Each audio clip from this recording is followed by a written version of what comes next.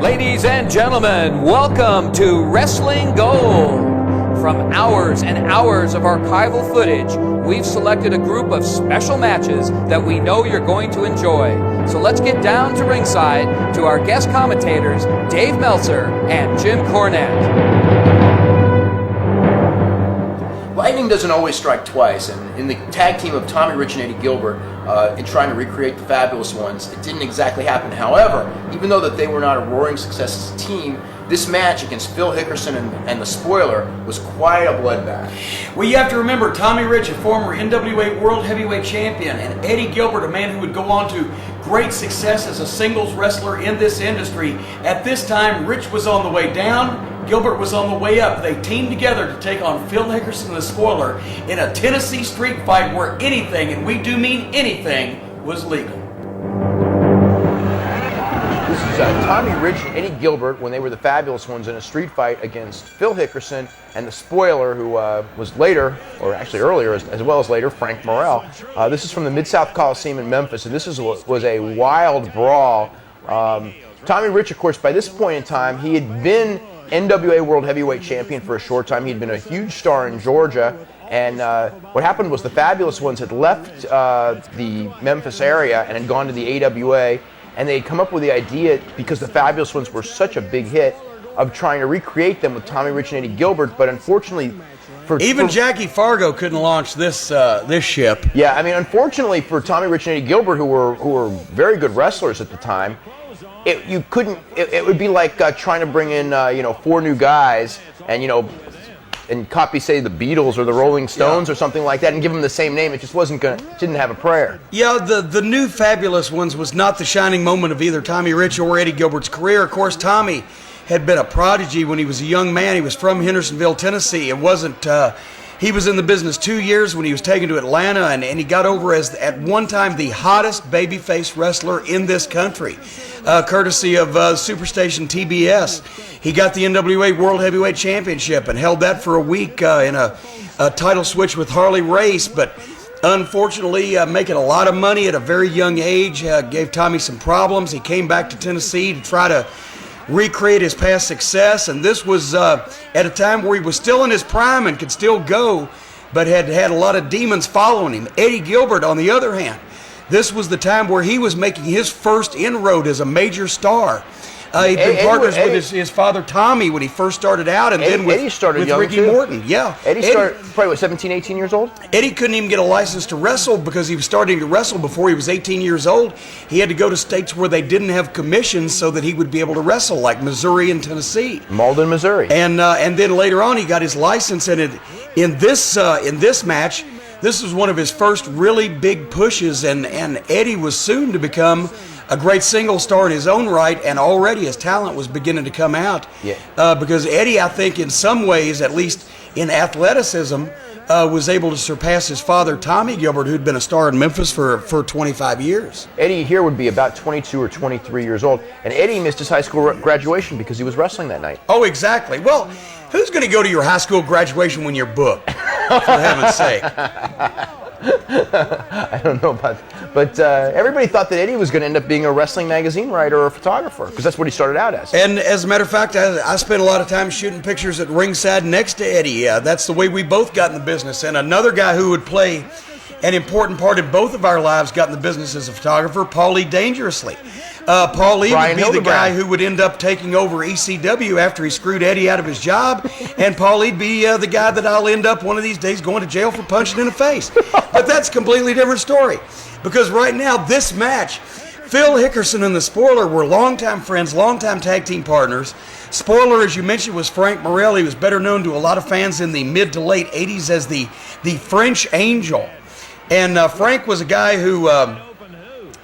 Frank was no beauty queen contest winner. I'll tell you, Frank was an ugly man, but a nice man, but an ugly man. And Phil Hickerson and he formed just a perfect heel combination. Phil Hickerson wasn't a beauty contest winner by any means. No, Phil Hickerson's face could stop a sundial. But Phil and the Spoiler together provided a great tag team combination because they were big, rugged, raw-boned East Tennessee redneck heels that the fans could just hate. Just street fighters who were not pretty and did not have good bodies at all. Exactly, but what tremendous talent they had, and Phil Hickerson. I also love his interviews too, Phil Hickerson. Oh, a tremendous interview, and also Phil Hickerson formed one of the best tag teams that I ever saw live. And I've got to be honest, I liked Phil Hickerson and Dennis Condrey better than I liked the team of Bob Eaton and Dennis Condrey in the ring. They were just fantastic. And I think that Bob Eaton and Dennis Condrey, one of the great incarnations of the Midnight Express, were great as a team.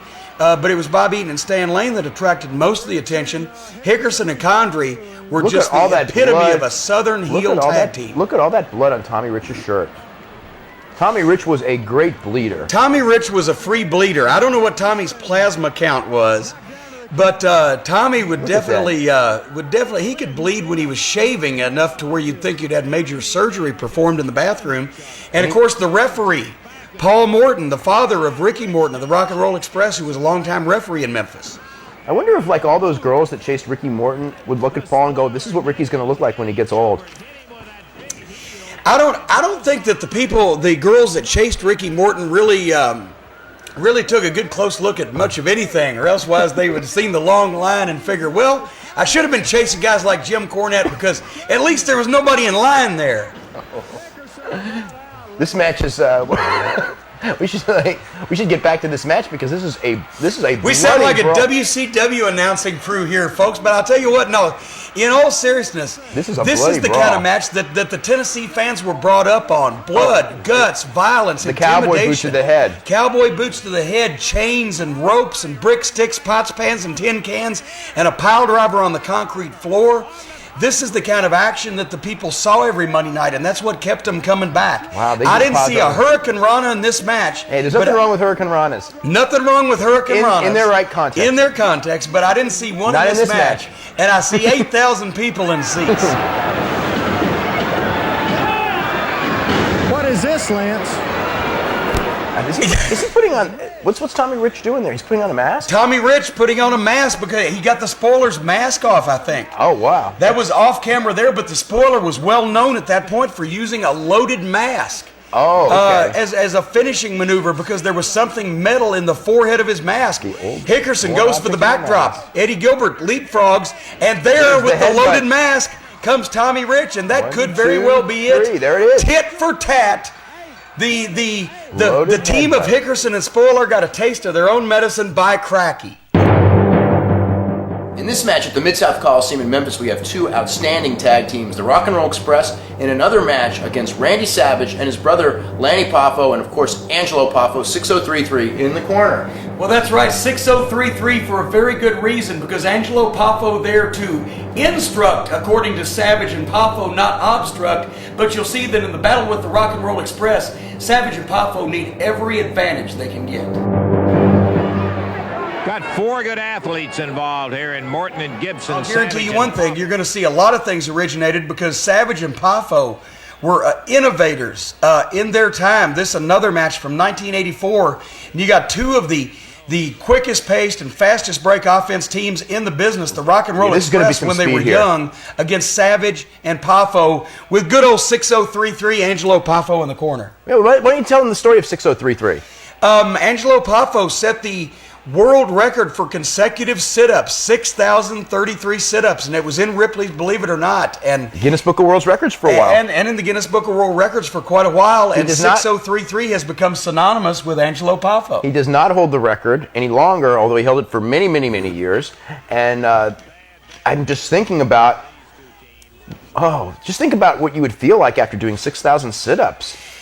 I can't feel what I would feel like after doing 5 sit-ups. It's been so long. I did 5 one week. Look at this. Ooh. Savage was one of the original top rope high flyers, but the Rock and Roll Express epitomized tag team wrestling teamwork, and I think that's why that the folks were so into seeing the Rock and Roll against teams like the Fantastics and the Midnight Express and other teams Tully Blanchard and Arn Anderson, other teams who relied on teamwork because that was the order of the day. As Rick Morton was shaking the ropes.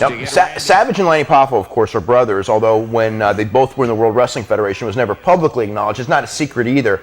And even in international championship wrestling, early on it was not acknowledged they were brothers. But here, even though they went with different last names, it was acknowledged that Angelo Poffo was Randy Savage's father, and of course with Lanny Poffo, you'd figure it out pretty Right, quick. and of course, Lanny, an accomplished gymnast, he an acrobat and a gymnast, did some amazing things, and he had amazing body flexibility. He could do some things that, well, you wouldn't believe us. You wouldn't even want to know. You wouldn't even want to know. You wouldn't even want to know, and we won't tell you here.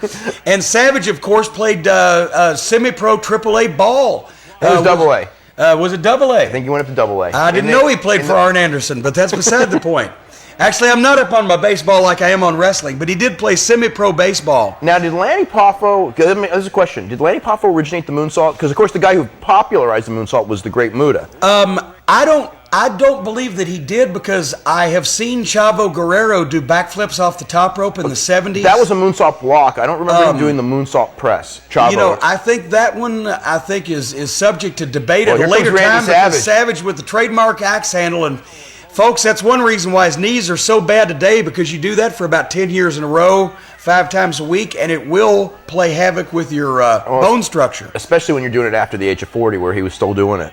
But this, again, right here, Randy Savage would probably have been 31 years old. And this was when he was, and this is before WWF. This would be 1 year before his first run in the World Wrestling Federation, and you could see the guy moves like a caged lion. He's like a panther. Yeah, the quickness and the agility and coordination that Randy Savage had. He was one of the tremendous athletes in wrestling in that era. And the intensity of his promos as well, because when he did an interview, you legitimately believed, and for a very good reason, because at some points, and some of the things he's done in his life prove that, he was legitimately out of his mind. And I think that created an element of danger and an aura of suspense around Randy Savage. You never knew what was going to go on with him. You never knew when he was going to go off. Well, one of the things that we could say is that Randy Savage, from a weight standpoint, was not a huge man. I mean, he was he had a nice physique, but he was not a certainly here, not even probably 230 pounds. It maybe he was a little bit bigger when he went to the World Wrestling Federation. But, he was a big draw with Hulk Hogan, and Hulk Hogan did not draw that well with smaller guys generally, because they didn't book him with smaller guys. And that Randy Savage could get over to that extent to where, he was probably one of Hogan's biggest drawing opponents of his career. Yeah, I mean, over the long haul, I would say probably the most famous opponent, except for maybe Entree. And here again, you see, and it's sort of like the Funk Brothers, who we'll see more of during this series of videotapes, but Randy Savage and Lanny Poffo, almost complete opposites. Poffo always took a scientific approach and the acrobatic approach and innovated a lot of different new moves, whereas Savage was all intensity and high risk and high impact. And together they made an incredible tag team, because in every tag Ricky team... Morton making it too. Oh, of course. Doing that little extra. Ricky Morton's sell and Ricky Morton's body language, and Ricky Morton being the underdog that is always smaller, always giving up size, always giving up strength. There was always the hope out in the crowd that Ricky Morton somehow could make it to the corner and make that tag to Robert Gibson. And there's the contrast. Hope right here. There's the contrast, because as much contrast as Savage and Poffo had, there was that much contrast between Ricky Morton and Robert Gibson. Between every great tag team, there's contrast. Oh. If you notice, can you think of any tag teams that were identical in styles and strategies and appearance and in personality that made a success out of themselves? That is a very good question. I bet if I thought about it, I could come up with... I bet you could too, but I put you on the spot right now. New Age Outlaws. No, because you've got Road Dogg, who is a member of the Armstrong family, who's a great worker and a great talker. And then you have Billy Gunn. Agent Christian. Hardy Boys. Hardy Boys. Okay.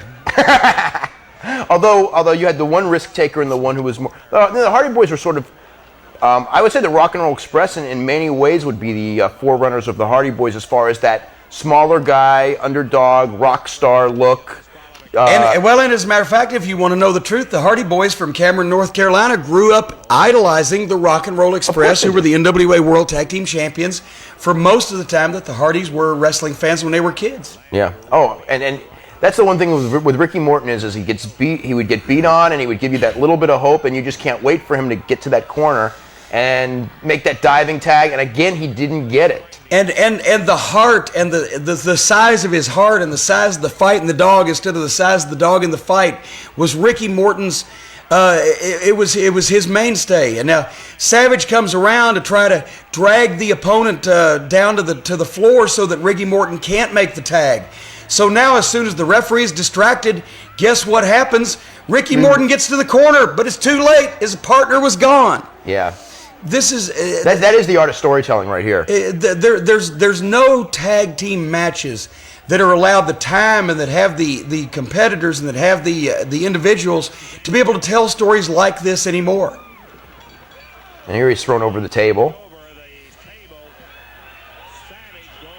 He's going for that pile driver. Savage trying once again to do what he has done earlier, but this time he's foiled. Yeah, but everyone remember that spot, even though it probably happened several weeks earlier.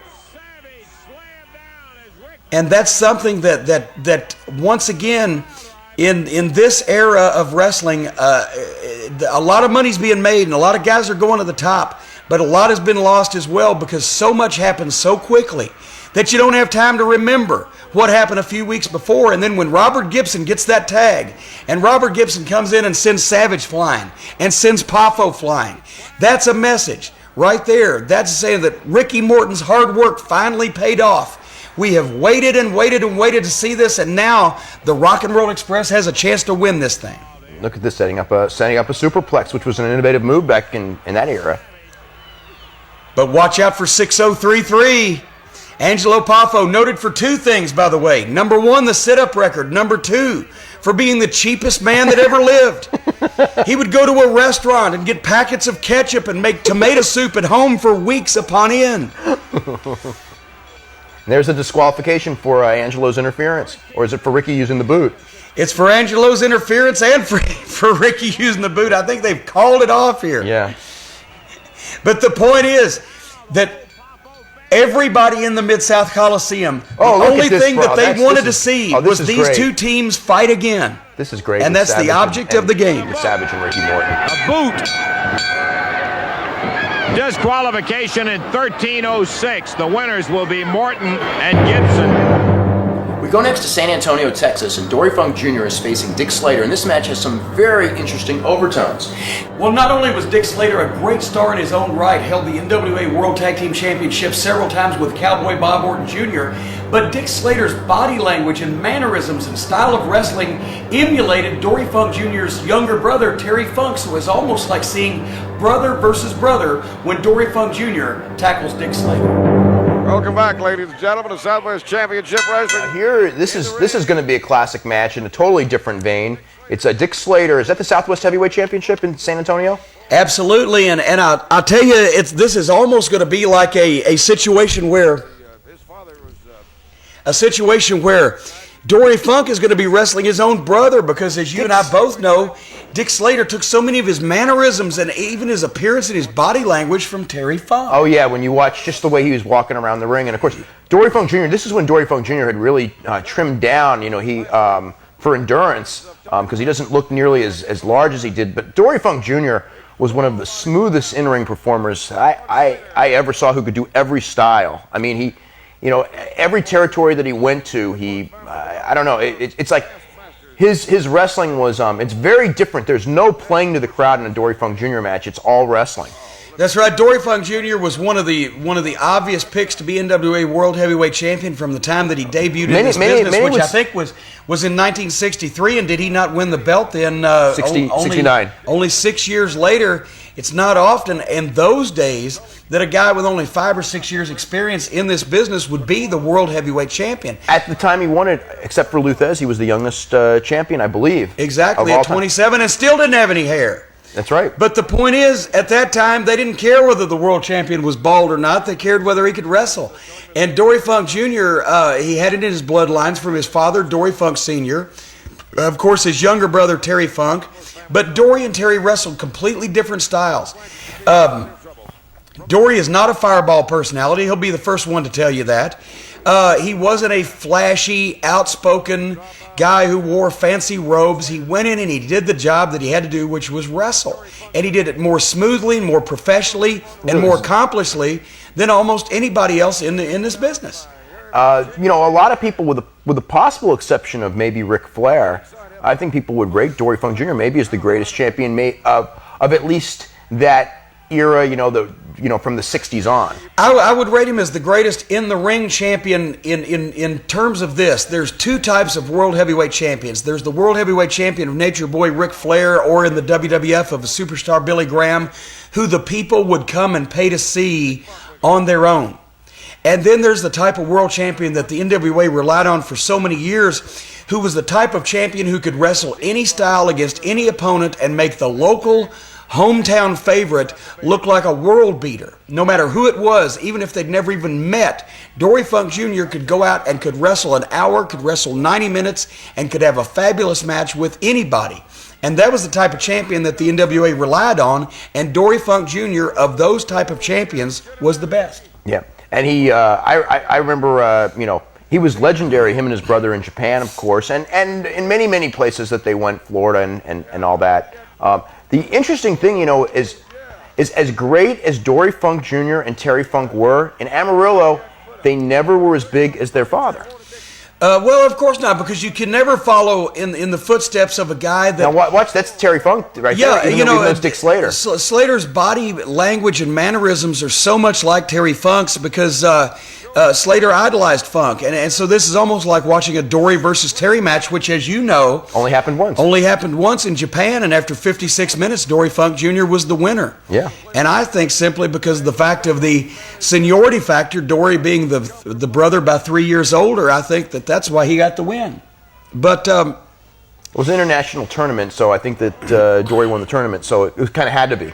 Yeah, and in this situation, Dory Funk Jr., was a master technician, whereas Terry was an all-out brawler. And they started going in separate directions earlier in their career, but part of that was because Dory Funk Sr. was not only just the favorite wrestler of Amarillo, but he was one of Amarillo's leading citizens. He was one of the most famous citizens in West Texas. And so for Dory Funk Jr. or Terry Funk to become more popular than their father, they would have had to have been elected mayor. Yeah. It was a case of a cultural icon. So Dory went one way with the style that he knew best, and Terry went the other way, and they both had become split aparts of their father, who was a great scientific wrestler, and later who also invented the Texas Death Match. Yeah, actually Terry was very similar in that, as he got older, he became more known as a brawler. Terry at the beginning. Combined, it was kind of like a crazy wrestler who did brawling. But he did a lot of wrestling early. Oh yeah, there's Dory doing that old style of wrestling right there. He was the master of it. And I think that's one thing that Dory Funk Jr. to this day, and he still wrestles at the age of almost 60, wrestles the exact same style, whereas Terry Funk, with each decade and as each passing year has gone by, has modified his style. But you notice once again, Dory Funk Jr. like a machine. Do you see him drawing a deep breath? No. He was constantly on you, and he would take that pace for 60 minutes. He would make the match go his pace and at the same time play to the strengths of his opponents. It's interesting because Dory Funk Jr. would be, if you use the term sports entertainer, it doesn't fit in him at all, yet he was one of the all-time greats of this profession, and it's a spot that nobody could ever deny. Yeah, well, that's because there was no such thing. Well, there is no such thing, really, as sports entertainment. There is now, but there wasn't then. But there were entertaining sports. There were entertaining wrestlers, and Dory Funk Jr., not to say that the wrestling isn't entertaining, because the wrestling is entertaining, but it's, it was his his thing was move for move in the ring. There was no flamboyance in his personality. And we've talked this whole match about the Funks, and wait a minute, right now, good Lord, we have gone the whole match without talking about Dick Slater when we should have. And there's Tully Blanchard. But there's Tully Blanchard. Tully Blanchard, of course, had a long-time problem with Dory Funk Jr. and his brother Terry Funk, all three of them being native Texans. We should have spent more time with Slater. But Slater, one of the great NWA World Tag Team Champions of all time, with his partner Bob Orton Jr. Yeah. They formed one of the legendary tag teams that the Midnight Express, we'll be honest, stole a few things from. But here you're seeing Tully Blanchard and Dick Slater beating the bejesus out of Dory Funk Jr., which obviously meant that there was going to be another rematch between, or possibly that Terry would become involved. Well, actually, it looks like Manny Fernandaz. Or is that Manny Fernandez? Wait a minute, that's Scott Casey. Yeah, Scott Casey. Scott Casey Scott there. Casey. Scott Casey, another native Texan who may not be familiar to today's audience, but was hugely popular all over Texas. Scott Casey, another West Texas State football player who later became a noted gigolo. Bludgeon, fleeing for his life. I did not know that. In Las Vegas, oh yeah. Well, he certainly had the mustache for it, but we won't go any further with that. The Marlboro Man. Yes.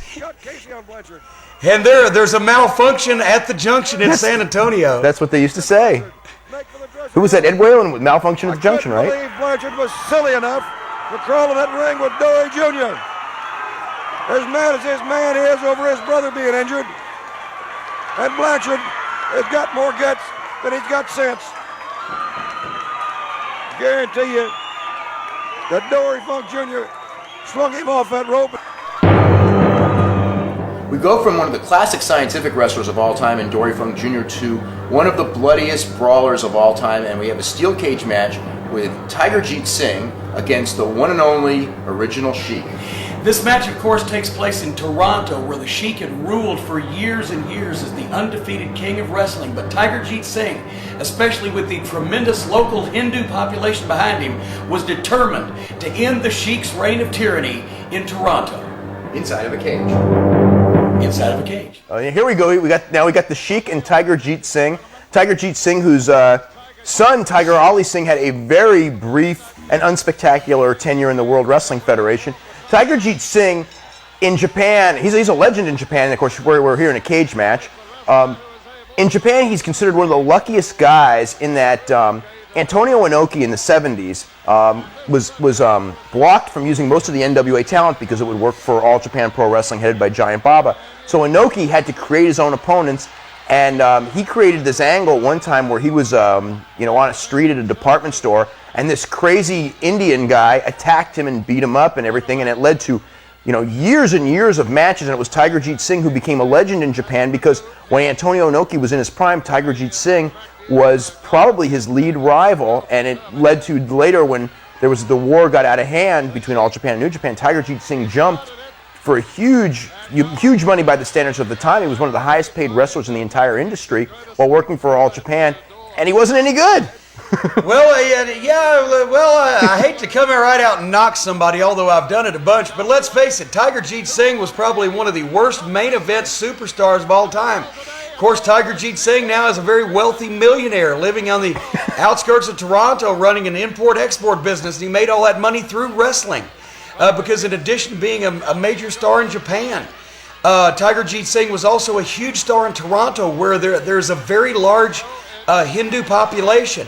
And Tiger Jeet Singh was a major star there and worked quite a bit with the Sheik in Toronto and Detroit, which is why this cage match came to be. Tiger Jeet Singh, one of the only men in wrestling that it was claimed could live up to the wildness and the savagery of the Sheik. Yeah, well, Tiger Jeet Singh was very similar. In fact, in Japan, he was probably the other company's version of the Sheik because the Sheik had already started going to Japan, probably many years earlier. And the Sheik had the pencil, and of course Tiger Jeet Singh had the sword. I believe if I was going to fight one of the two guys, I believe I'd go for the guy with the pencil rather than the guy with the sword or the saber or whatever. But they could do damage equally as well. Well, he couldn't smuggle that saber into this cage, it doesn't look like, but Sheik certainly got that pencil in like he always did. And it looks like this is where Tiger Jeet Singh got the pencil, and he's making Sheik is about to bleed. And, imagine that. Wouldn't you know who won the pony? My son Blue, the Sheik bleeding. That's amazing. The Sheik has probably spilled more blood in a wrestling ring than any other competitor over a period of time. Him and Butcher. Him and Abdullah the Butcher. And when you think about the Sheik's career began 15 years before Abdullah the Butcher's, you've got to think that the Sheik would have the edge on it. But except the Butcher's career may never end. Well, that's true. The Butcher's still active at 63. I mean, and the Sheik would still be active, except that the Sheik almost burned to death in a match in Japan not all that many years ago. Sheik was still active at the age of what? Close to 70. I think his last match was nearly at the age of 70.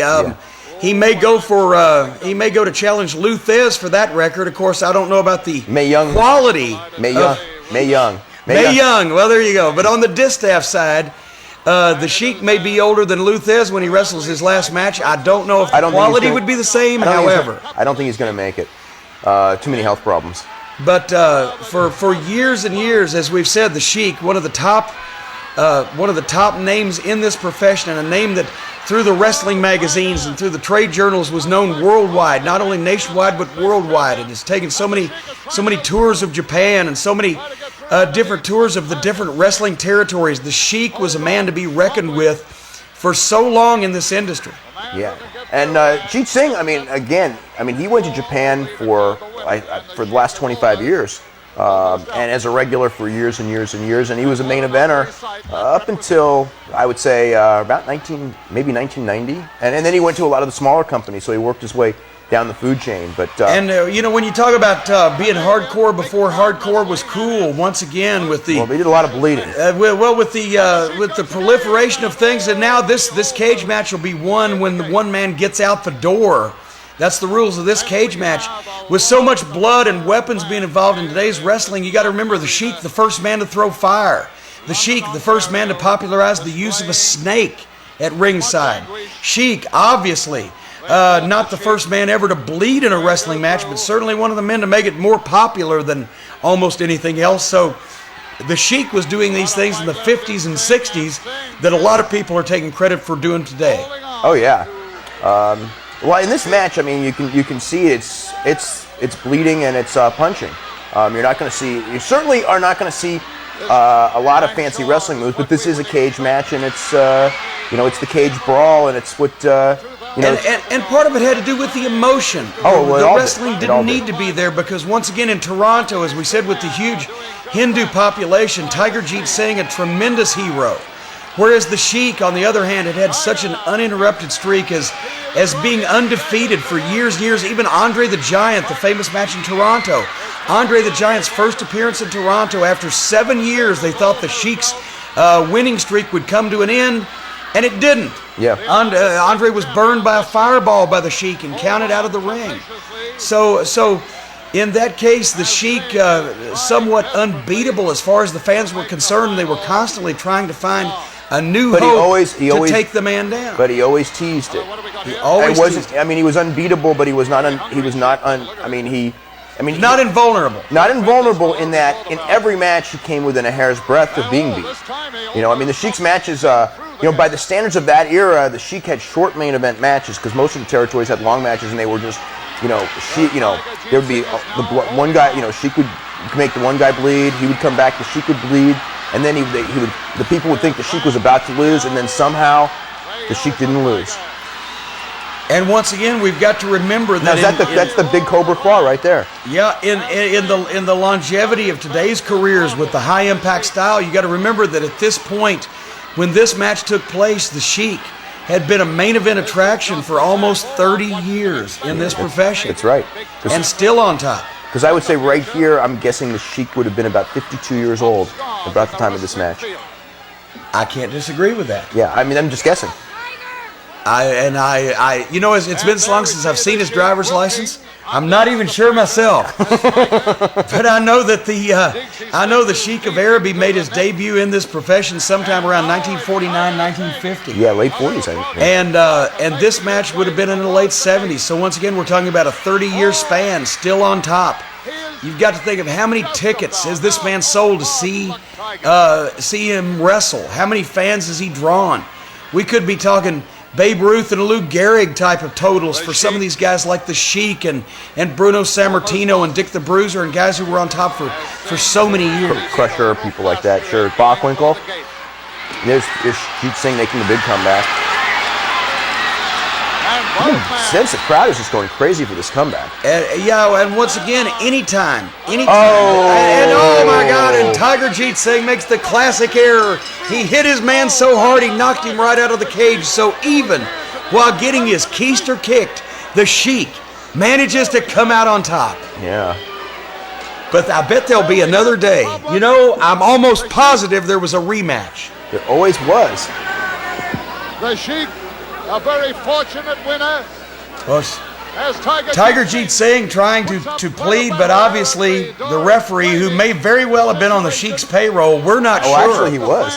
If it was Detroit, he was. I'm not saying there's anything shady going on with the officiating, folks, but you never know, because that match may very well have been fixed. I'm just not sure. Well and truly on top of the Sheik, and he hit the Sheik with a heavy blow which knocked him clean through the ropes and through the door. Hard luck Tiger Jeet Singh, who put up a... We go next to San Antonio, Texas. Eric Embrey and Ken Timms, the Fabulous Blondes, at this point were the Southwest Tag Team Champions, and in this match they take on Al Perez and the Raging Bull Manny Fernandaz. Well, Manny Fernandaz, of course, a favorite of the Southwest fans, as Al Perez was fast becoming at this time. But you'll find out why, even though Eric Embrey and Ken Timms never gained singles reputations in this business as great professionals, they were a championship caliber tag team. Okay, this is San Antonio, Texas, the Junction in San Antonio. About 1984, we're guessing for the Southwest Tag Team Championship. It's Eric Embrey and Ken Timms, the Fabulous Blondes, defending against Manny Fernandaz and Al Perez. And Eric Embrey, you talk about a guy who was a total overachiever in wrestling. There's nothing when you take a look at Eric Embrey that makes you think that he would ever do anything. But there were periods where Eric Embrey, when he was did very well, and when he was Booker in Dallas, Texas, he was a big star there for a while. Well, Eric Embrey had a very good mind for wrestling, not a long-term mind, but definitely a good short-term mind. And Eric Embrey had a great mind for getting himself over and putting himself in top positions. He was a good performer. He had great body language, and he understood the psychology of the business. And in this match, I think you'll see that there were flashes of, if this guy could have gotten in the gym and added 50 pounds or 6 inches in height, or maybe even in a tanning bed, for God's sake. For heaven's sake, he looks like fish meat. But if he'd done anything to make himself more cosmetically attractive, I believe that Eric Embrey would have gained a lot more success than he did, just simply because he could perform the part, but he sure didn't look the part. You know, Eric Embrey, if I recall, was originally a protege of Luthez, or he had some affiliation with Luthez, and did a lot of wrestling before he did a lot of wrestling in Mexico. Truly not aware of that, although it's not out of the realm of possibility, but I do know that Embrey is a native of the state of Kentucky. Mm-hmm. And he broke into the business at about the same time that Luthez was operating a small independent organization over in the eastern part of Kentucky, so that could very well have taken place. But I do know that Embrey went later on to achieve some stardom in the USWA in Memphis, and especially in Dallas. For World Class Championship Wrestling, where once again Eric Embrey was an overachiever and got far more popular than his appearance and then anyone would have ever thought. I mean, when he booked the whole company around himself, and a lot of people, would thought like, it's like typical, but he was successful doing it. Now, to counter in the same match, we have a guy who I would say is a classic underachiever, and that's Al Perez, who looked like $1 million. He was a good-looking guy with a great body, who was a good wrestler and a good athlete, but there was something missing that kept Al Perez. I mean, even though he did have some success, and even they tried to make him a world champion, he was missing that ingredient that draws money. I always thought it was that undeveloped muscle in between his ears, because Al Perez was the world's greatest wrestler, and nobody could tell him any different. And I think that Al Perez's overconfidence as he got involved with the NWA and with national television, with bigger promotions, his overconfidence, his cockiness, and his fact that he wasn't going to settle for second best because he was the best, I think that had a large part to play in exactly how he was used, how he was booked, and the matches that he received. Ken Timms is another wrestler. Without any question, the best success of Ken Timms' career was in Mexico when he was actually, this was very strange, the middleweight champion. Fabuloso Blondie. Fabuloso Blondie, right. And, of course, Manny Fernandaz, we've talked about from West Texas State University. Manny Fernandaz was a great athlete, as you can see right here. Look at the timing and everything, and high drop kick, the classic old, hip toss, arm drag, high spot sequence. Oh, Fernandez, a tremendous athlete and wonderful timing and right on the ball with everything. And Manny Fernandez, just another guy that that got some bad breaks. Some of them were created self-created by in many himself, ways. and some of them were created by just bad luck. But Manny Fernandaz should have gone farther in this profession than he did, just as a result of his in-the-ring talent. You know, the thing with Embrey is like an example of someone, you know, when we talk about, and you brought it up with the look and everything, in today's profession, it's very difficult, certainly at the major league level, for a guy who would look like Eric Embrey to even get a look, let alone a spot. And yet Eric Embrey probably, you know, by what he's doing in the ring, if you watch what he's actually doing in the ring, he's a very accomplished wrestler inside the ring, as far as like making the opponent look very good at making the opponent look good. And Eric Embrey and Ken Timms were actually a very good tag team in the San Antonio area, which is saying something because Ken Timms was half of the team. Well, you know, it's a shame that in today's atmosphere, more emphasis is placed on cosmetic appearance than on actual talent and ability. It's sort of like, well, Mick Jagger, we don't care how well you can sing, but those lips, you got to do something about those lips. They're ugly, pal. That's what we're faced with in wrestling today, and that a lot of promoters, a lot of the wrestlers themselves, and a lot of the fans too. Expect to see superhuman Greek gods in the ring instead of guys who are trained well and who are accomplished at what they do. The fans want to see fantasy people. They don't want to see someone who looks like themselves. Exactly. And so there is where the fans have shortchanged themselves in a large part on a lot of action. Don't concentrate on the cover of the book. Concentrate on the content of the book, because you will find out that a lot of times some of the guys that you wouldn't give a second look to because of their appearance are the ones that would excite you the most and would be the best performers and be the best athletes and be the... Perez almost lost it. He almost lost the overbalance on the knee drop there, which is a move you don't see very much anymore. Yeah. But, you know, that's the thing. The cosmetic appearance is so important today, and it shouldn't be that important. I feel like as long as a guy looks like an athlete and he's in shape, I don't care what size his arms are. I care whether he can do the job. Here we're seeing, there's a difference, is like in the fire and everything like this. The difference, I think, like with Perez, physically he can do all the stuff, but there's that fire isn't there, like when we just saw, like earlier, like people like the Rock and Roll Express or Eddie Gilbert or somebody like that. Well, you can look at the guy's body language a lot of times, and this is what a lot of promoters and a lot of bookers and a lot of scouts do.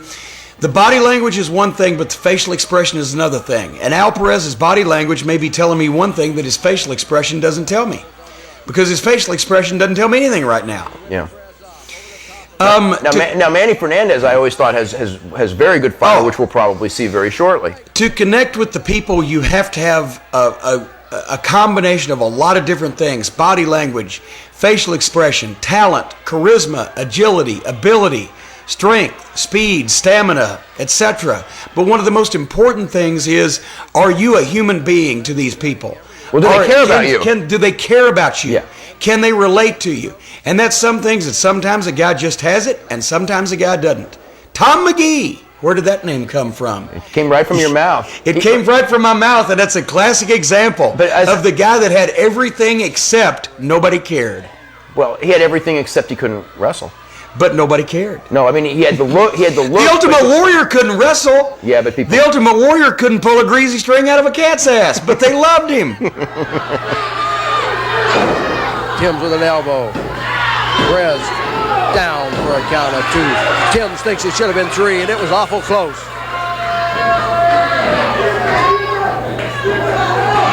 Embrey coming in. Double elbows. Al Perez knocked down with a fist. Well, Timms and Embrey both using tremendous teamwork, but they have managed to cut the ring off for Perez. You know, Perez, like you said, very young in his career here. And Perez would go on to fill out both physically and emotionally, but right now, Timms and Embrey have taken advantage of him, and Timms and Embrey being one of the top tag teams in the San Antonio area just goes to show you how much tag team wrestling has changed. So much more relies on the appearance now. There aren't as many tag teams that travel around together. At that time in the wrestling profession, if one man left, then both men would leave the area. But now sometimes teams form, and they don't stay together past their initial outing. Well, I mean, the idea of long-term tag teams is just so different because everyone's so impatient to turn on each other and stop the tag team thing from I mean, the idea of someone teaming up for 2 years. I mean, they've turned on each other 6 times in 2 years. So you don't have like. You go to territory, you're talking a year in one territory, a year in the next, that's 2 years right there. So you don't have like these fabulous kangaroos that are together for years and years. And actually, Eric Embrey and Ken Timms, if I recall, I think this was the only territory they worked together. Well, when you had the Midnight Express, who were together for 7 years, the Rock and Roll Express, who've been together for 18 years, Ole and Gene Anderson, 15 years. That was the mark of a truly great tag team because it took that long. For one man to figure out the other man's moves and strategies, and you don't see that anymore. You don't see that continuity and teamwork. Yeah, it's totally a different type of a game, with the cutting off of the ring and the baiting the ref and baiting the partner and everything like that. Manny Fernandaz is pretty hard to control under any circumstances. Manny Fernandaz was hard to control inside and outside the ring, especially with a referee that looks to weigh about 115. But that's if he had a rock in his pocket. To the midsection of Al Perez. We're watching here with Perez, and it's drop kick coming off on that was Timms right there, and was it Timms or was that Embrey? That's Embrey. That's Embrey right there, and he has the opportunity to make the tag to Timms, but he's going for the pile driver. That was a move that was his big move, and there's a big backdrop to come out of it. And he's finally going to get the hot tag to Manny Fernandaz, and this is where Manny Fernandaz shows his fire. And he's really fired up. And Fernandaz, like we've said, such a tremendous athlete. At one point, he was in such good physical condition. His cardio was excellent, and Fernandaz just had the fire and the ability to connect with the fans, and that's what made Manny Fernandaz so popular, especially in the Spanish-speaking areas. Well, not only just his. He wrestles very confidently. He's not tentative at all. I mean, he wrestles like a total pro right here. Well, now all 4 men in the ring. Perez trying to hold his own here with his partner Fernandaz. And the Blondes, a little malfunction at the junction again, Dave. There they go. Manny Fernandaz goes after Embrey. We got to remember that the Southwest Tag Team Championship are on the line here. And wait a minute now. Setting up his pile driver. He was setting up the pile driver, but Fernandaz went right past him and clotheslined his man on the way by, and Perez gets the victory. So the titles change hands right here. The new Southwest Tag Team Champions, Manny Fernandaz and Al Perez, and a pretty shocking for the time title change on television. Yeah, it was, and here Embrey and Ken Timms are trying to jump him after the match. And they're pounding on him. Southwest Tag Team Champions, the Blondes can't stand it. Well, the Blondes obviously not very happy about what happened. But Embrey's over the top. Embrey just took a flight. I wonder if he got frequent flyer miles for that. And here comes Fernandaz, and he's got the belt coming off the top rope. And he's about to, look at him, just teases it, and then wham, that's about the end of Ken Timms right there. And you can tell from the excitement level in the crowd, they've been wanting to see the Fabulous Blondes get this kind of treatment for quite some time. And there comes Fernandaz is coming off the top again, a second time. But here comes the Sheep Herders. Wait a minute. Butch Miller. Butch Miller and Luke Williams, one of the most violent teams in the history of wrestling. Before they went to the WWF as the Bushwhackers, the Sheep Herders were feared in every part of the country as one of the most violent tag teams all over the world. Yeah. And San Antonio at this point in time, Southwest Championship Wrestling was a heavy blood territory, as it was known there. And Manny Fernandaz, of course, we've been seeing him do a lot of bleeding. And these guys fit right in because they were in bloodbaths every place they went.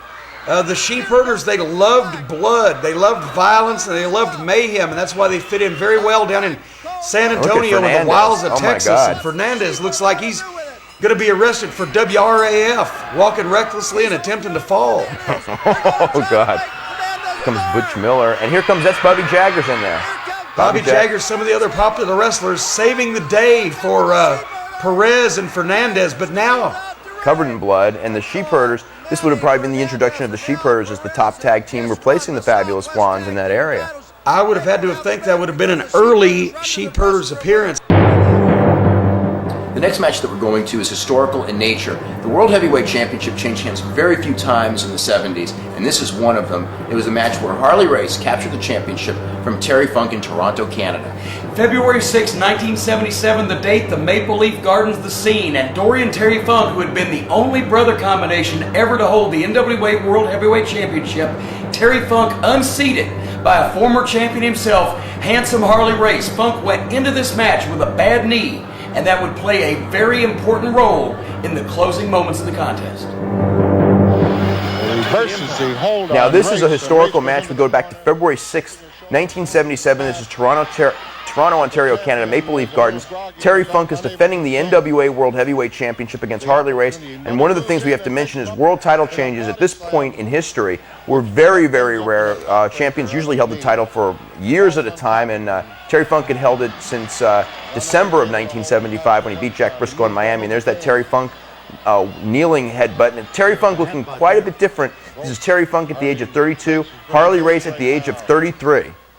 And it's surprising when you think that Harley Race was only 33, but he was a 17-year veteran at that point. As you know, he started when he was 16 years of age, and Terry Funk, as you said, quite a bit different. Also, the physical pounding and abuse that he had taken throughout his career had not yet taken its toll on Terry Funk's body as he goes for the lateral press after the pile driver, which was legal in Canada.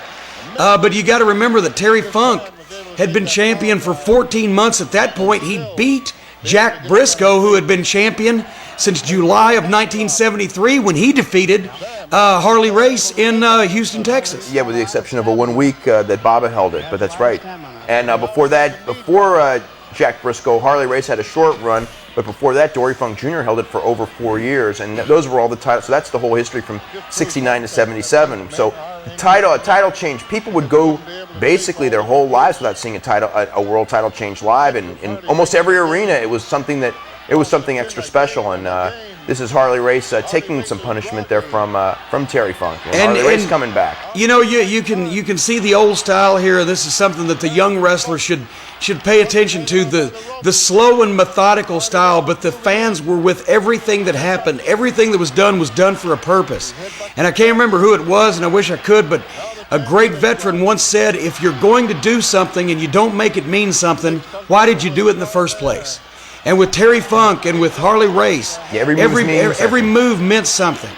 And Funk, that's because the guy selling every move. I mean, they made that knee drop and everything just like they seemed more devastating when you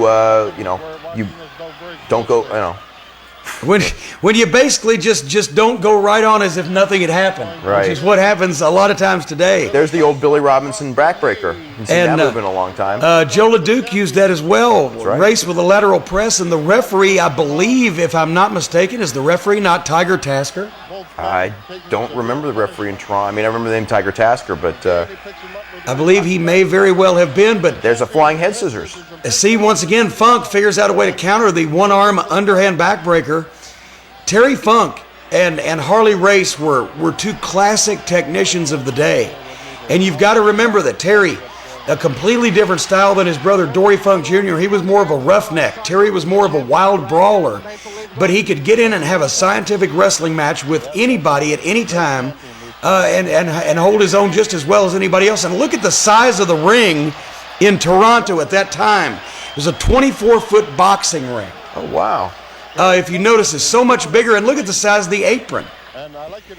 Canadian rings and Canadian rules at that time, even in the late 70s, were so much different than in various parts of the United States. You know what's really interesting, again, with Harley Race and Terry Funk, it's just so different because it just looked like two guys. Obviously, Terry Funk's in great condition. Harley Race is one of those guys where if he came along today, I wonder if he would be a star, and it's kind of unfortunate because his ability in the ring, I mean, at that point in time, Harley Race was considered one of the great wrestlers. Yeah, I mean, right at the top. And his conditioning was without question. It wasn't cosmetic conditioning, it was ring conditioning. This is a guy who had a near-fatal car wreck when he was very early into his career and still came back to be one of the top wrestlers in the business for a period of 20 years. This was a guy who suffered a broken leg 3 years into his career and came back to be a world heavyweight champion.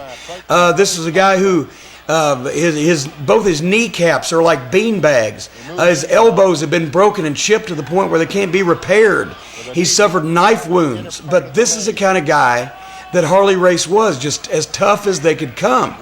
And so it wasn't all about conditioning for the sake of appearance. It was about conditioning for the sake of doing the job that you were meant to do in the ring. But one of the things Harley Race, and this is the spinning toe hold, so this is what the Funks were famous for. Their father was I wouldn't say necessarily the inventor of the move, but he was the one who popularized the move, and it became associated with the entire family. Dory Funk Jr.'s finishing hold, Terry Funk's finishing move. This is what they won a lot of their matches.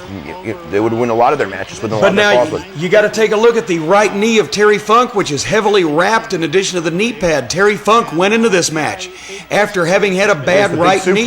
But he didn't get it.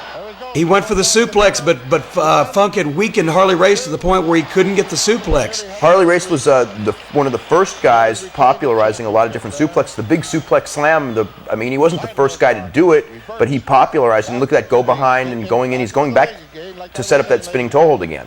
And always the Funks would go back to the move that their father had popularized, which was the spinning toe hold. And you got to remember that Race had problems with his legs. Race wore no knee pads. But Funk with that injured right knee, and watch this, and this is where it came into play as he went for the headlock. Race lifted him up, dropped the knee down across his own knee, and that injured knee of Terry Funk came into play there as now.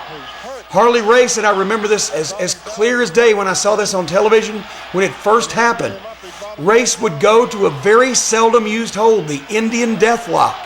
And that puts so much pressure on that injured knee that for one of the few times in memory that I can recall, the NWA World title changed hands on a submission. That's right. And Funk fought it, and Funk tried to get up with a headbutt, tried to do anything he could do, but the Indian Deathlock's such a unique style of hold in that you can put the hold on your opponent without him being able to reach almost any part of your body. Apply this hold. I haven't seen this move used in years and years. It was a move popularized by a lot of the great Indian wrestlers of the 50s, including Chief Don Eagle and of course Danny Little Bear. And Paul Jones, number one Paul Jones, later on in his career used it. But it had never been involved in a World Heavyweight Championship match of this magnitude until this night in Toronto, Canada. This is the most painful hold in wrestling. And he was in there for a long, long time, and then finally, there it is. That's the world title change. And they probably hadn't seen one of those in Toronto in decades. I think the last time would have been Whipper Billy Watson, and that would have been in the late 50s. Dick Hutton and Luthez, 57. Exactly. Yeah, that would have been the last one, so it would have been the first one in 20 years in that building. Here in Toronto. And Harley Race once again, and this would begin a reign for Harley Race that would last on and off. He would break Luthez's record. Harley Race would go on. This was his second time holding the belt. He'd go on to hold it 7 times. I think 8, actually. I think it ended up with 8. if you count Singapore. Pepper Gomez was one of the biggest drawing cards ever in Texas and California wrestling, but in this match he ventured to Indianapolis, Indiana to take on the Bounty Hunter. And Pepper Gomez, known as the man with the cast iron stomach, proved in this match that he had plenty more weapons in his arsenal. Well, now we got Pepper Gomez against the Bounty Hunter. Pepper Gomez, of course, originally from Northern California, and he was a big star. Big star in the early 60s in particular with his matches with Ray Stevens in San Francisco, and even before that in Texas he was a huge star. This is the tail end of Pepper Gomez's career. Pepper Gomez, known as the man with the cast iron stomach. Pepper Gomez was a former Mr. California contestant when he was in his younger days, and of course this is later on in his career. I would say he was probably well into his 40s here, and you would probably be more familiar with the Bounty Hunter than I am. Well, the Bounty Hunter also worked for several months in the Tennessee territory as Ali Hassan. Oh, really? And he was also partners with the Cuban Assassin as the Iranian Assassin. Now, that wouldn't be the same people that wrestled in Calgary, would it? The Cuban Assassin was the same Cuban Assassin that wrestled in Calgary. Well, there were 2 Cuban Assassins in Calgary, but the one of them stayed, and that one's not him. No, this man was the Iranian assassin. His partner was the Cuban assassin, Angel Acevedo. Yeah. Pepper Gomez here would have been, this match took place, I would say, around 1977. which would have put Pepper Gomez at least 20 years into his career. Late 40s then. I'm guessing mid to late 40s. Pepper Gomez is, because Pepper Gomez certainly was, if I'm guessing, I'm guessing 45 to 47 years old here. Yeah, and Gomez, as you said, the man with the cast iron stomach, that came into play in a lot of his matches. And of course, one of the most famous incidents in the history of professional wrestling occurred in the San Francisco Bay Area with Pepper Gomez and Ray Stevens, when Pepper Gomez issued the challenge for anyone to be able to jump off the top of a 15-foot ladder and land with both feet in his stomach without being injured. I want to tell, but before you go to that, and here's the cast iron stomach where the bounty hunter was punching him in the stomach and Pepper Gomez doesn't feel it. But one of the things setting that story up is he would go on TV and they would have guys punch him in the stomach and he wouldn't feel it. And they even had people drive cars over his stomach. People actually drove cars over his stomach and he didn't feel it at all. And then wrestlers would jump off ladders onto his stomach. And Ray Stevens, who was the highest flyer of the era, Ray Stevens jumped off the middle part of a ladder onto his stomach. Didn't feel it. Then he went to the top of the ladder, jumped to his throat with a knee drop, and Pepper Gomez coughed up blood. Pepper Gomez was injured. He was out for several months. When Pepper Gomez returned, they had a match at the Cow Palace, and it was, in fact, to this day, the largest crowd ever for pro wrestling at the Cow Palace. I don't know how they put that many people in. As a matter of fact, it was to this day the largest crowd ever for any event of any type at the Cow Palace. Yes, it was. Yes, it was. Yes, it was. And unfortunately, over 17,000 people. The rematch. I think they may have once had a convention where they may have had more people, but as far as a sporting event, it was the record. The rematch, which was to be held at Candlestick Park between Ray Stevens and Pepper Gomez, unfortunately, because of Stevens. Because the crowd estimates would have been between 30 and 40,000 people that would have been drawn to Candlestick Park to see that tremendous rematch. Such was the interest in that event. Yeah, one of the things that happened was they were really intent. I think both guys, because the world, or not, what was thought to be the record, I guess, in the United States for attendance in wrestling was for a match a couple of years earlier, 61, actually a year earlier, between Buddy Rogers and Pat O'Connor, and Ray Stevens was probably becoming. Replacing Buddy Rogers as the biggest draw because San Francisco was like the hottest territory in the country at this point in time. But, when Stevens got hurt, everything just sort of, the edge was taken off, and by the time they came back, Roy Shires just kind of felt that they really couldn't go to a stadium with it, so it just never happened. And that was like the peak of his career. But Pepper Gomez was a huge star in Texas, coming into San Francisco as well. I mean, he held the Texas title, I couldn't even tell you how many times, but it was probably like 9 or 10 times. And actually, as I recall, when he nearly ended up being the promoter in Houston, Texas. And that was Pepper Gomez's big move with the Mexican, they called it the Mexican drop. The Mexican and then he would follow with that cradle type of maneuver. And that was how the winner is Pepper Gomez. Pepper Gomez, the winner. The Mid-South Coliseum in Memphis, Tennessee was the place where one of the most popular wrestlers in that city, the Universal Heartthrob Austin Idol, was going to be facing Jim the Anvil Neidhart. Well, the Anvil didn't get his nickname for nothing. He won the Anvil toss at the Calgary Stampede. He was a shot put and a track and field champion. But going up against the Universal Heartthrob Austin Idol, he'd have to have more tricks up his sleeve than track and field competition. The guys that don't have any love. We're here. This is Mid-South Coliseum in Memphis, and there's a much younger Jimmy Hart and a much younger Jim the Anvil Neidhart going against Austin Idol. This is about 1984, 85, Jim? This would be in 1984, and I'll tell you, it's a much younger Austin Idol as well, even though he still had more experience at the time than Neidhart and Jimmy Hart did. Austin Idol was always, I think Memphis was his most popular area. He wrestled in Georgia, wrestled in Florida, in Continental and Alabama, all over the Southeast. But in Memphis, Austin Idol was always a top draw and always a top name. And I think that is where he enjoyed probably some of his greatest success after, of course, he adopted the Austin Idol identity after the plane crash. That's right. Austin Idol started his name, I think under the name Dennis McCord or Mike McCord. His real name, Dennis McCord. He did wrestle as Mike McCord. In the WWF. It was Dennis McCord as a rookie in Virginia. And I believe that, I know he was originally from Tampa, and I think he went to the same high school as Hulk Hogan, Mike Graham, Steve Kernan, all those guys. I think he went to Robinson High, but I know he was from the area. And part of the Florida connection, and of course he was involved in the plane crash. that killed the late Bobby Shane and injured Gary Hart. And Buddy ended the career of Buddy Colt. Into the career of Buddy Colt. And Austin Idol suffered a broken back, lost a lot of weight, was out of the wrestling industry for a couple of years and came back with a brand new physique and a brand new look, a brand new name, and achieved his greatest success as Austin Idol. Yeah. Austin Idol was also, it was kind of interesting because Austin Idol was not by any means a great ring technician, but he had a lot of charisma. He was a super interview.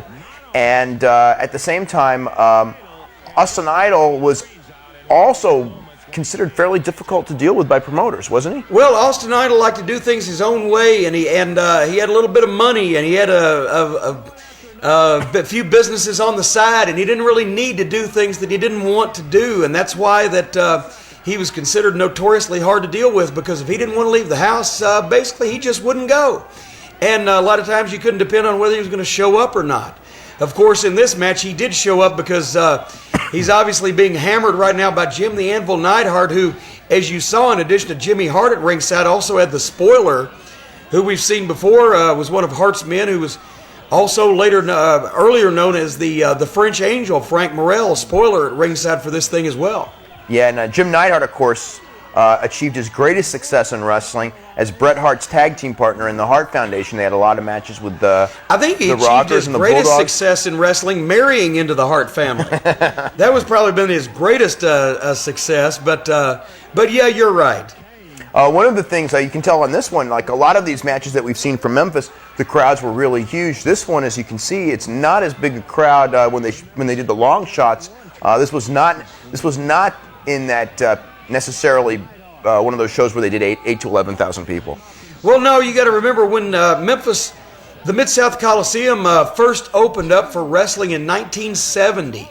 That was when the first professional wrestling card was held in the Mid-South Coliseum. And until 95, there was a card every week of every year. So what's 25 times 52? Somebody do math better than I do. 1250. That's a lot of. 1300. Actually, 25 times 52. That's a lot of. That's 5,000 or more wrestling cards. I do know that in the year 1974 there was 365,000 paid admissions to 51 shows. In the year 1977, there was about 350,000 paid admissions. Those are amazing numbers. Many years they would average 8,000 people per Monday night. And you got to remember also, Jerry Lawler is the man who broke Elvis Presley's consecutive sellout record at the Mid-South Coliseum. How many straight weeks did he sell out? I'm not sure of the number of straight weeks, but I know that it was more than 4. Wow. And would that have been when he came back from the broken leg, or was that earlier in his career? Actually, that was back in 1974. With Fargo? Yes, with Fargo and with others, but I do know that from a period of the time that he came back from his broken leg in the last week of December 1980 until June of 1981, there were not less than 7,000 paid admissions for a Monday night on Memphis Wrestling. That's amazing. Now, Neidhart, basically a power wrestler we talked about. He was a world-class shot putter. I think he was ranked maybe 3rd or 4th in the United States. He was an Olympic hopeful. I think he went to, would he go to UCLA track team in University of Nevada, Reno.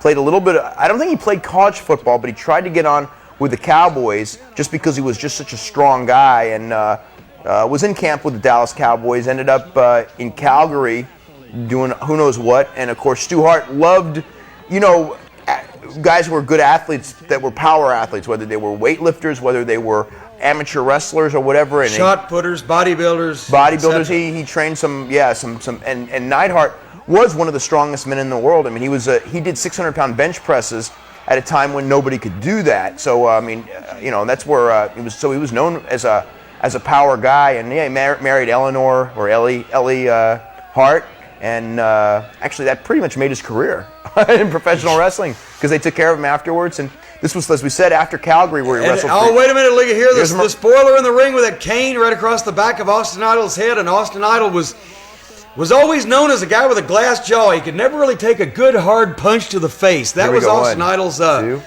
And Jimmy Hart saved. That was strange. Right on top of him, Hart in the ring.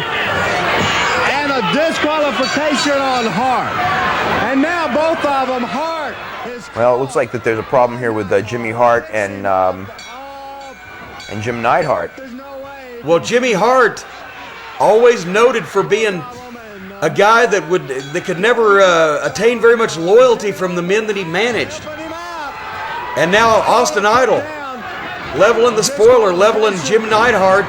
Jimmy Hart trying to head Jimmy Hart. And Jimmy Hart has decided that he's going to help out Austin Idol. You never could tell what was going to happen in Memphis, even if you were trying to do commentary on the dadgum thing. We've seen Hart like this before. Just before the Junkyard Dog became an international superstar wrestling in the World Wrestling Federation, he was the biggest drawing card in Mid-South Wrestling, and one of his biggest rivals was Hacksaw Butch Reed. Well, whether it was from Memphis to Mississippi or from Louisville to Little Rock, all over the southern United States, Butch Reed and the Junkyard Dog battled each other with one goal in mind: to prove which one reigned supreme in professional wrestling. It was a ghetto street fight every time out for the Dog and Hacksaw. This is JYD and Butch Reed. JYD, one of the great drawing cards of his era. Okay, JYD, one of the great drawing cards of his era, and Butch Reed, who was a tremendous athlete in that time period. These guys, this match is from Memphis, Tennessee. These guys had a big feud in the Mid-South area, and they brought it up to Memphis. At the time, the two promotions were working very well together, and JYD went on to even bigger fame later in the World Wrestling Federation. But at this point in time, those people who knew JYD the best, I would say probably a year to 2 years before this actually would consider that his peak period. Wouldn't you say, Jim? I would think so, because this was 1984. This was at the point in time when JYD had stopped training as religiously as he had in the past. Butch Reed was still coming on, still coming into his own. Butch Reed has started in Kansas City, and as you said, has gone to Florida, and then had moved to the Mid-South area. And he did some Georgia. Butch Reed was the top guy by this point. Yeah, Butch Reed was a top name in this profession.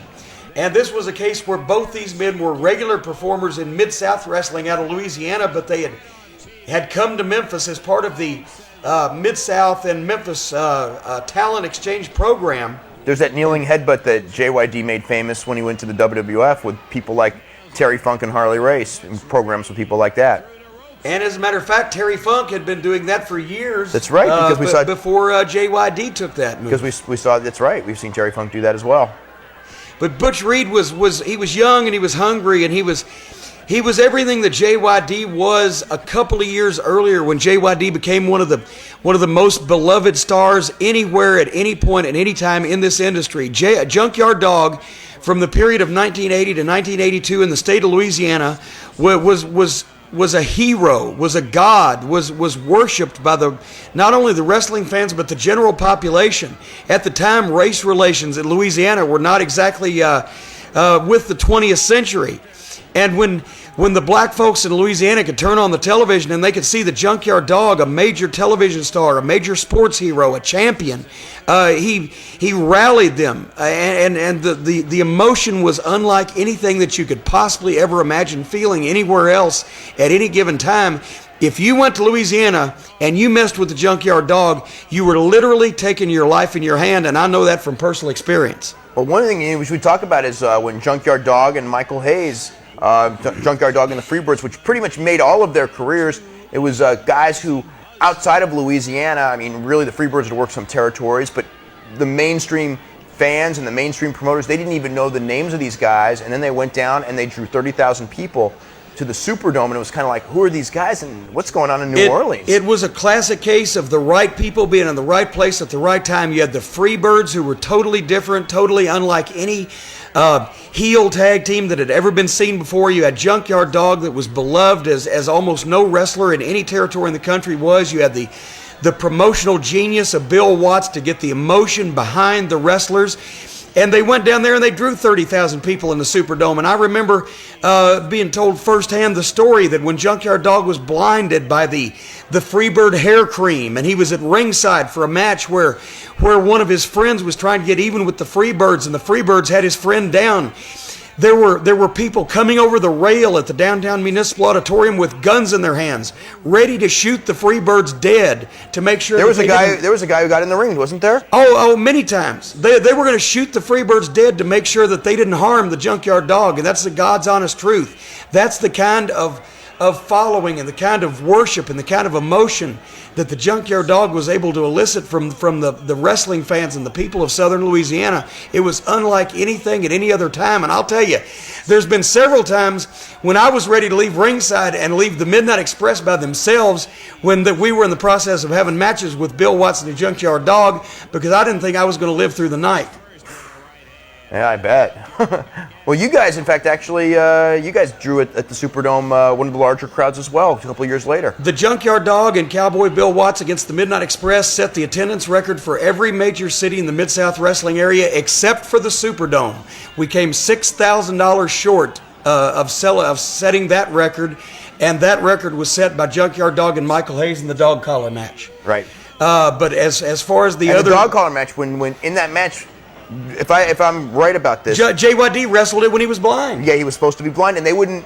That whole period, he couldn't leave his house, right? He could not leave his house because basically, he was getting. As a matter of fact, he was getting between $500 and $1,000 a week in the mail from the fans to try to help support him because he had been blinded by the Freebirds and couldn't see his family, couldn't see his newborn baby daughter. So he was getting contributions. Right. He was getting contributions from the fans in the mail, and finally, when JYD got Michael Hayes in the dog collar match, they were chained together neck to neck. So even though JYD was blind and couldn't see his opponent, he could still get his hands on Michael Hayes. Right. And that is what set the all-time attendance record for wrestling at the Superdome in New Orleans.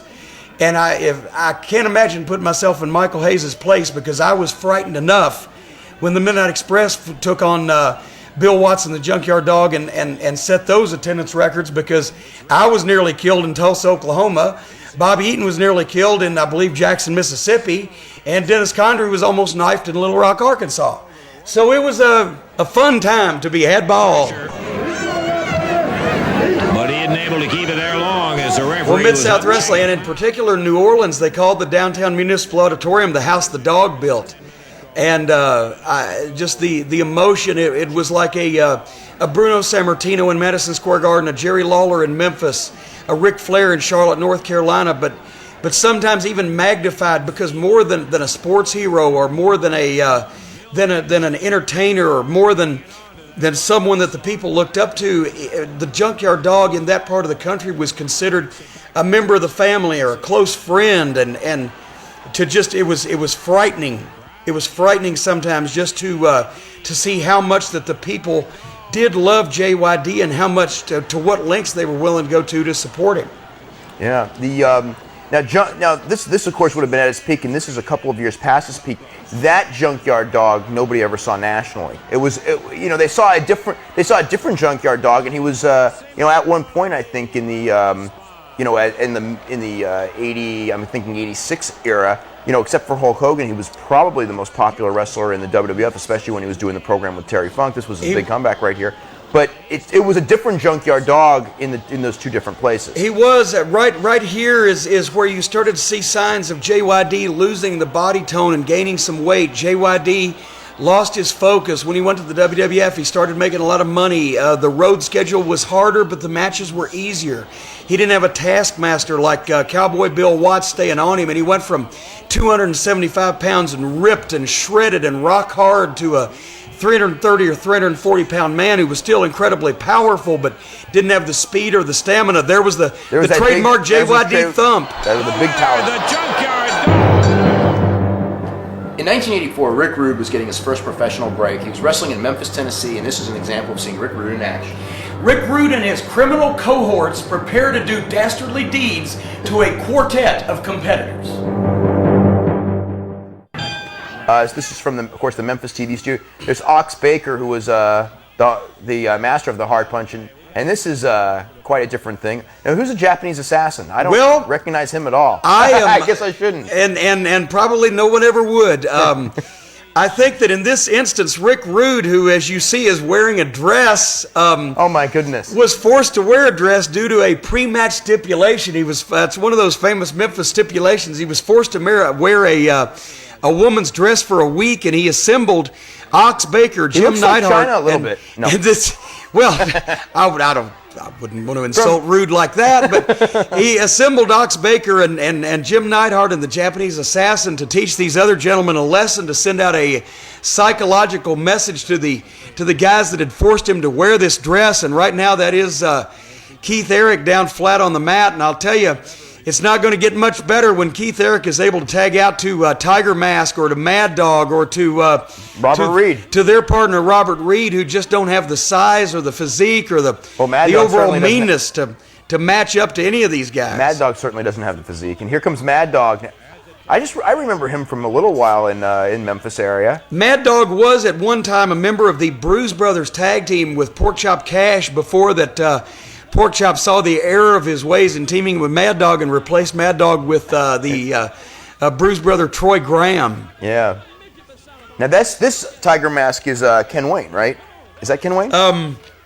I have not seen an excellent look at... there he is. That's Ken Wayne. Yes, as a matter of fact, that is Ken Wayne, the son of longtime wrestling legend and ring maintenance supervisor for the Memphis area, Buddy Wayne.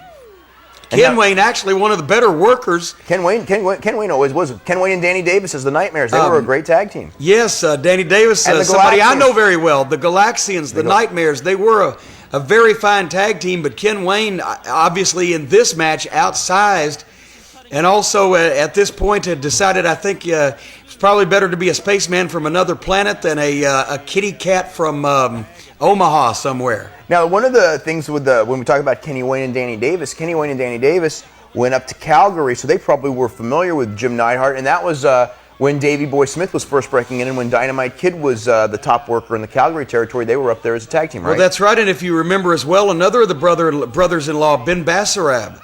Danny Davis and Ken Wayne had some tremendous showdowns with Bruce and Keith Hart and Dynamite Kid and Davey Boy Smith, and that's when Owen Hart was just a teenager. Owen Hart wasn't even in the ring by then. Owen Hart was still 6 or 7 years away from making his debut in the ring when Danny Davis and Ken Wayne were a top team in Calgary. Unfortunately, the same cannot be said for Keith Eric, who I don't believe has gotten an offensive move in yet at this point. Yeah, that's a power slam by Neidhart, so he's almost finished. And here comes Rick Rude. Rude does look somewhat ravishing, especially with that perm in the dress. There's the big neck breaker. And that is Angel at ringside, wearing some incredibly tall heels, but it appears still that her legs do go all the way to the ground. And that was a short but convincing win with authority for the team of Jim Neidhart, the Japanese Assassin, Ox Baker, Rick Rude, Jimmy Hart, Angel, and... I think you got everyone. And I think I covered everybody there. Japanese Assassin and Ox Baker. 2 years before he was in the main event at WrestleMania, King Kong Bundy was in Memphis, and of course, his number one rival was Jerry the King Lawler. Well, in this match, Jerry Lawler is going to prove the old adage, the bigger they are, the harder they fall, but the littler they are, the further they fly. The 450-pound King Kong Bundy against the King of Memphis, Jerry Lawler. Now, this is a totally different match. We've got Jimmy Hart managing, is that Jimmy Hart managing King Kong Bundy against Jerry the King Lawler? Indeed it is. So it's great. Oh, and he's that's heat. Boy, that came out of his check. I've been there before. You stomp Lawler's crown, you're going to pay for it one way or the other. I'll tell you what, even by today's standards, King Kong Bundy is huge. He's about 6'4", he's got to be 450 pounds. Bundy's every bit of 6'6". I know King Kong Bundy very well. He's every bit of 6'6", and at his lightest, he weighed 440. Yeah. And just a massive person and wider. He is wider than almost anyone that I've ever seen in my life. If you notice, he has very little belly, but he is as wide as a drive-in movie screen. Yeah. And that's one of the things that made him an incredible opponent, not only for guys the size of Jerry Lawler, but even for guys that are as big as Hulk Hogan and Andre the Giant. Sure. Oh, yeah. You know, Hulk Hogan and King Kong Bundy was the main event at the second WrestleMania at the LA Sports Arena. And Lawler, over a period of years in the Mid-South Coliseum, and you know he's faced the best. And I'm talking from Jackie Fargo and Ricky Gibson in the early 70s, then to Bobo Brazil and Dick the Bruiser and Mr. Wrestling 2, and then Bob later Armstrong, Rocky Johnson. To Bob Armstrong, Rocky Johnson, forever. Joe LeDuc, Jimmy Valiant, Terry King Kong Funk. Bundy, Bruiser Brody, Ken Patera, Stan Hansen, Terry Funk, Jesse Ventura. You know, the list goes on, and each and every time that a new monster would come into the Memphis Mid-South Coliseum, they would be determined to make a name for themselves by beating Jerry Lawler. And in this match, the special stipulation was that Jerry Lawler would get $1,000 for each minute that he stayed in the ring with King Kong Bundy. And I'll tell you right now, I know that money was coming from Jimmy Hart, and Jimmy Hart is so cheap. Well, he pinches nickels so hard it makes a buffalo fart, and I am sure that he wants Bundy to win this match as quickly as possible. Yeah, I would guess so. Bundy. And Lawler gets to the floor. Smart move. Lawler stalling, killing. Here comes Bundy outside the ring, chasing after Lawler, and just posted him. Now this is Bundy. Did he go right from Memphis to the WWF, or was there a period in between? This is about 2 years before the WrestleMania match. This is '84, and the WrestleMania match actually, is '86. Bundy spent because he was with JYD in Mid-South, and I know he worked in Dallas. Of course, Dallas was earlier. He spent some time in Dallas, then went to Mid-South, then came to Memphis, and then, as I recall, went to Atlanta. Because with the Road Warriors. Yeah, he That's was right. one of the original members of Paul Ellering's Legion of Doom, along with Jake Roberts and the Road Warriors. That's right. That's right. And at that point, I believe that's where he left and went to the World Wrestling Federation, where he enjoyed probably his biggest name and his greatest success. Yeah, he lived off of that for years and years, and then he still wrestles on the independent circuit even today. Where we're talking like 16 years after this match. Yeah, and in the Northeast, King Kong Bundy made such an impression that they remember his name still, and he stays very close to home, does not do a lot of traveling. But he right now, it looks like Jimmy Hart's lost about $3,000 so far, because this thing's 3 minutes in. Bundy was the master by this point. Was the old, he did the gimmick, the master of the 5 count.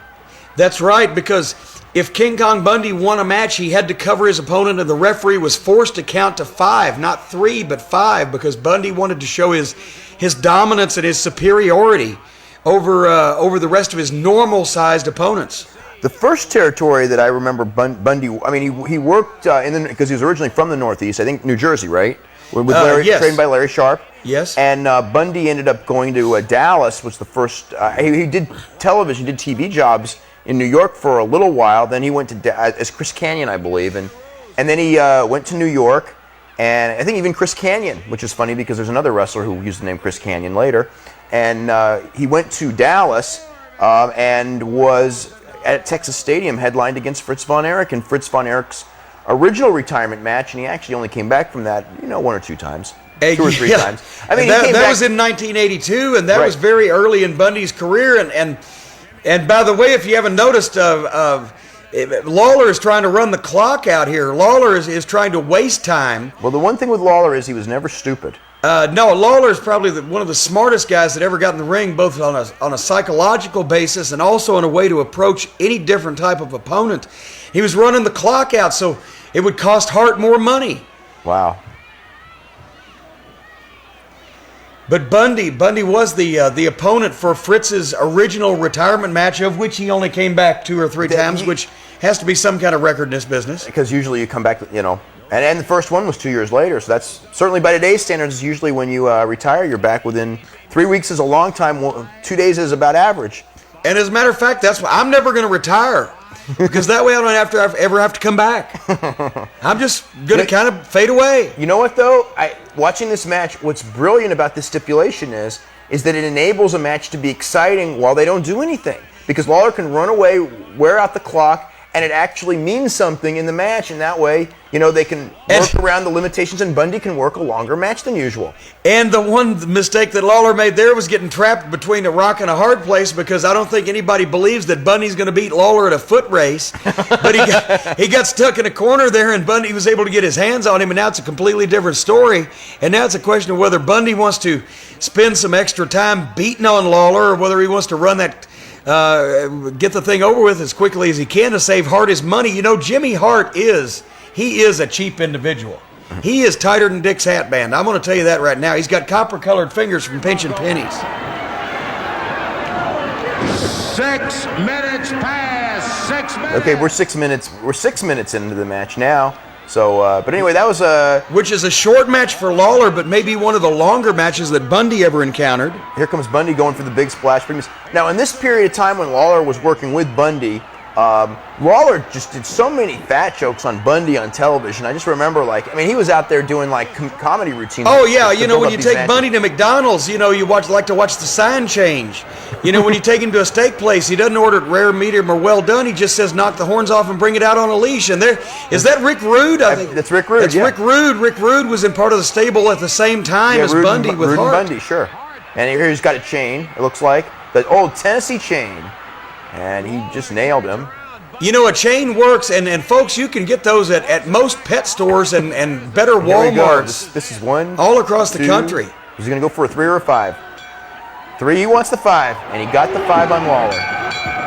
6 minutes. And I believe that may be the first, last, and only time that Jerry Lawler was ever pinned for a 5 count by anybody. I would think that's probably a safe bet. 6:57. Two of the all-time veteran legends of pro wrestling are Terry Funk and Mark Lewin, and here we see them hook up in Detroit, Michigan. This is a very rare television studio match from the late 70s of the turbulent Texan Terry Funk and Mark Lewin, one-on-one. There's been a lot of bad blood between these two guys. Okay, and this is Terry Funk, and this is a young Terry Funk against Mark Lewin. And is this from Detroit, Michigan? This is Detroit studio television. This was the so-called Sheik's territory, and I'm going to put this in between 1977 and 1978. Mark Lewin, as you can see, in tremendous physical condition. Terry Funk. So Terry Funk would have probably been just coming off his world title reign. Just coming off his world title reign and still in tremendous shape. Had probably taken some time off to rest up from that grueling road schedule. And Lewin and Funk both get an opportunity. Both these guys known for being just plain lunatics, they both get an opportunity to show a little bit about how well they can wrestle. The crowd is going crazy. They love it. Terry Funk has been coming. Of course, Mark Lewin, at this point in time, Mark Lewin would be, what would you say, late 40s, and certainly not looking at it at all.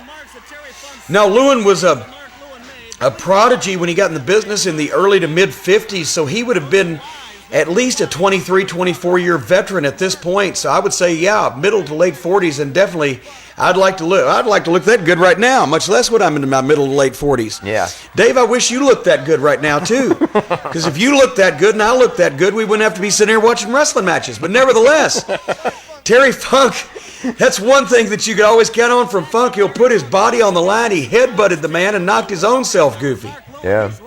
Well, that was a Terry Funk trademark going back, many, many years. It's kind of interesting to see, the many different stages of Terry Funk's career, and even early in his career, the one thing that Terry Funk is that when he would come back, like he used to come to California, like to Los Angeles, every couple of months or maybe once a year. It was not a regular place for him. This is before his world title reign, when he came a little bit more often. And usually he would come to help set up when Dory Funk Jr. was world champion. Terry would come in. The local guy would beat Terry to set up a natural match with Dory. Terry kind of acting as the brother's policeman. But Terry Funk always looked different. He was one of the more... So here he looks totally like a normal guy, but usually he looked outlandish with the really colorful costume sometimes. Well, and that's true, but he went through stages, and this was right before, I would say right before that he was set to play the role of Frankie the Thumper in Paradise Alley with Sylvester Stallone, and that role called for just a short-haired, redneck, roughneck type character. And well, he pretty much said his hair was really short in Paradise Alley, and he was... This is probably a little bit before, because when he was in Paradise Alley, he got up to about 275 pounds. He was real big and bulky in that role of playing with the champion local club wrestler. Was that the deal? Frankie the Thumper was one of the enforcers for the evil promoter. Most of these wrestling promoters, folks, I'll let you in on a secret. Most wrestling promoters are evil, crooked, conniving, and dishonest. Except for those located around the central Kentucky area, specifically the metropolitan Louisville area. Those promoters are honest, fair, and decent. The rest of them, however, are crooked as a country road.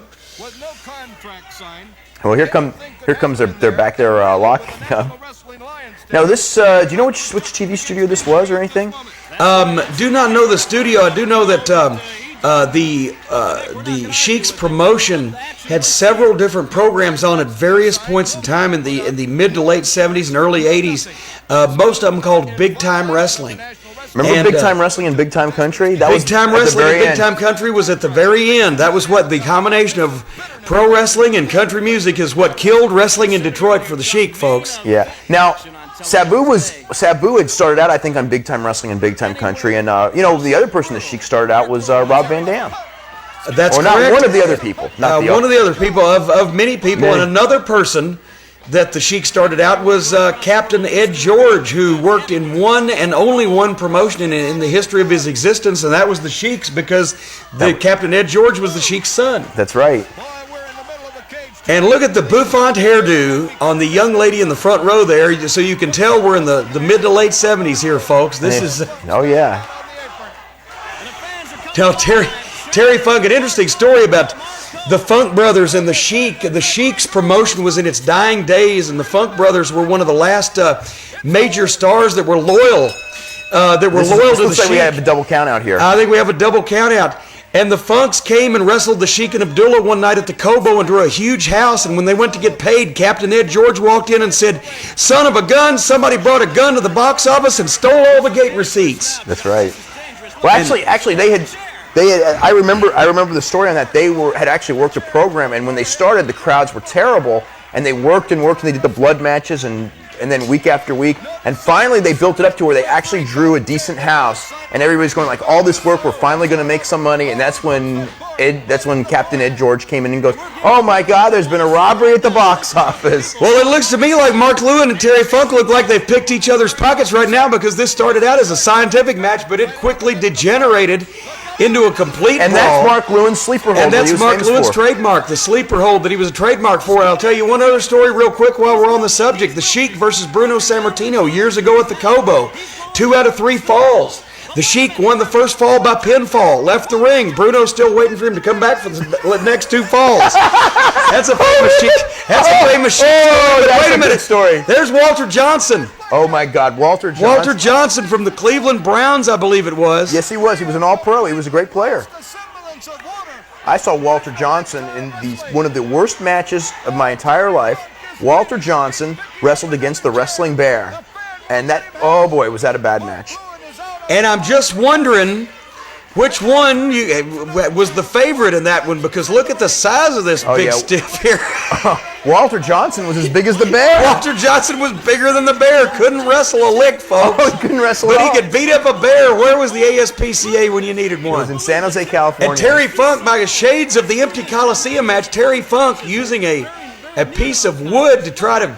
Go for the eye. That's what he did with Dusty Rhodes. That was how the Dusty Rhodes Terry Funk feud started in Florida as well. Well as the Jerry Lawler Terry Funk feud in Memphis. But in this case, I think he was been watching too many episodes of Buffy the Vampire Slayer. Wow, I guess Walter Johnson. Walter Johnson is standing there just like a vulture. Look at him. Reinforcing with the challenger, Terry, of these 3 individuals, Walter Johnson, Mark Lewin, and Terry Funk. See, this is the difference between, as the 2 guys are on him, and you can see the difference between the guy who knows exactly what he's doing and the guy who's standing there going like, what am I doing? Well, I think in this case, the best thing for everyone is for Terry Funk to be doing something and Johnson to be doing nothing. But now Johnson's doing something, and I guarantee you, folks, that had to hurt Lewin. I think so. Ladies and gentlemen, Mark Lewin is at the mercy right now of Terry Funk and One of the youngest world heavyweight champions of all time was Tommy Rich, and this is a match of Tommy Rich against Massao Ito. Well, Tommy Rich, a native of Hendersonville, Tennessee, in the Memphis territory, had the hometown advantage when he took on the Japanese martial arts ace Massao Ito. Watch out for Ito's karate kick to the throat. Now we've got Tommy Rich and Massao Ito. This is Mid-South Coliseum, Memphis, Tennessee. This would be probably about 1985? 1984. 1984. So Tommy Rich would be about, what would he be, about 27 years old here? Tommy Rich was the one of the youngest NWA world champions of all time. As a matter of fact, was it either he or Lou Thez that was the youngest of all time? Lou Thez was younger. Lou Thez was 21. Lou Thez was younger. Well, Lou then Thez Tommy was 21. Rich... Tommy Rich was 24, and I think Kerry Von Erich was 24 when he ended up winning it years later after Tommy Rich. Not a couple of years later. Well, Tommy Rich, a superstar at a very young age. I saw one of his first matches in 1975 when he was 18 years old, so that would make him born in 57 if this is 84. So he's 27 years old. He's still a young man of 27 years old at that point. Yeah. Massao Ito was an Oriental superstar who was quite convincing with his martial arts tactics. He did know what he was doing with his martial arts, his chops and his kicks. Spent a lot of time in Mid-South area, a lot of time in the Memphis area. Didn't quite master the art of English, and that's why managers like Jimmy Hart were able to take advantage of him. Which is a lesson and a moral to the story of all you aspiring wrestlers out there. Learn English. Learn to do good promo, and you won't need a manager because they won't give you a manager unless the manager has implants. Can lose a match, but he can't lose the title on a disqualification. Oh, another chop.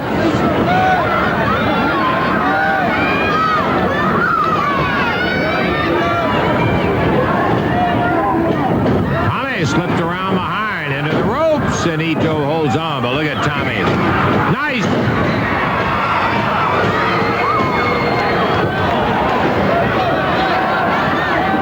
On those hip tosses, I want you to watch Tommy Rich. 5 minutes and 55 minutes. Oh, Tommy Rich and Massao Ito.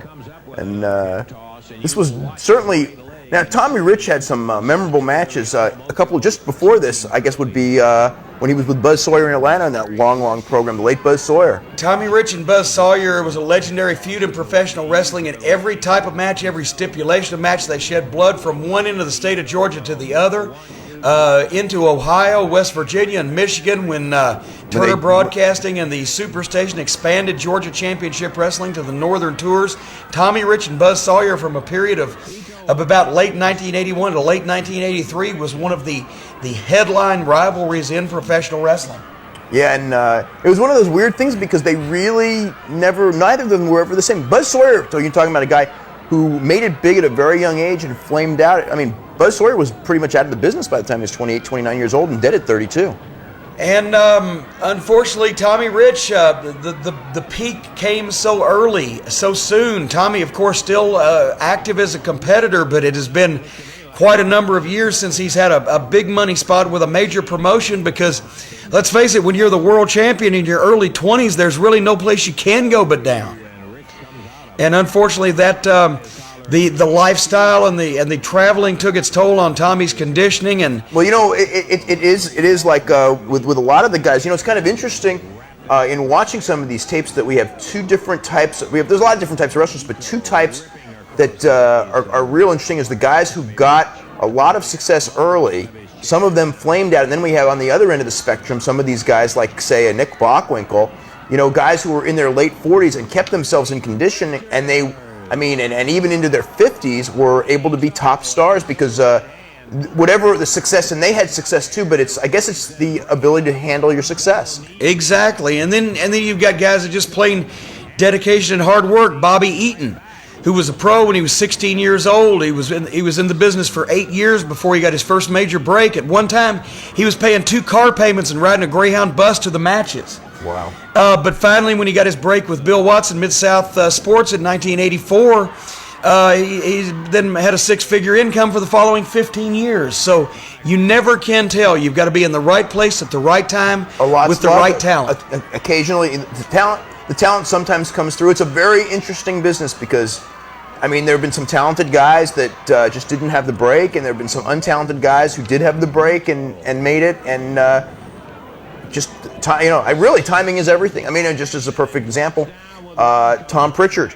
If Tom Pritchard had answered the phone one day when you called him up, he would have been in the Midnight Express possibly. Well, actually, the phone never rang because if Jim Crockett hadn't bought Florida and had Stan Lane under contract, I'd have got to dial the phone. But then you never know, because then Stan wouldn't have been a member of the Midnight Express, and who knows what would have happened. Yeah. And if a frog had wings, he wouldn't bump his ass on the ground. But that's a completely different story, which we're not talking about now. Okay. Now this is Tommy Rich, and this was the big comeback that he was famous for. And Tommy, in his hometown, in his home area of Tennessee, was always a favorite, and always the people seemed to get behind Tommy Rich more so than anywhere except, as I said, when he was heyday for sure. When he was in his heyday in Atlanta, Georgia, and that was for a brief period of time. But Tommy could always go back to Tennessee and find a home, and you got to watch Tommy, because Tommy classic example of a guy who never went to the gym, didn't have a muscle in his body that showed, but he could wrestle in the ring. He could give you his all. He knew what to do when, and he knew the things to do. Well, he was the kind of a guy who was a great opponent for Ric Flair because he was good enough to where, you know, there was a certain, I don't even know what it is, but a certain chemistry with Ric Flair and Tommy Rich matches. And there's the Thez press, which is and my God, and there's Tojo Yamamoto. Oh my goodness, Tojo Yamamoto. Tojo Yamamoto and Paul, the only human being shorter than Paul Morton. Tojo Yamamoto being escorted out of the ring. And there Jimmy Hart just hit Tommy Rich the flag. Here's 1, 2, and Tommy Rich kicked out. Look at the people come out of their seats. And you notice everyone that comes out of their seat is a woman.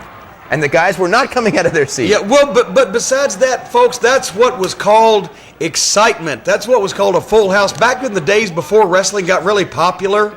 It was popular. It was popular in a different way. I know what you're saying. Back before when the media found out that wrestling was popular, you didn't have to go through flaming tables. You didn't have to set yourself on fire and stick thumbtacks in your liver and kidneys. You still don't have to. All you had to do was kick out of a pin attempt, and the people would cheer. You still don't have to.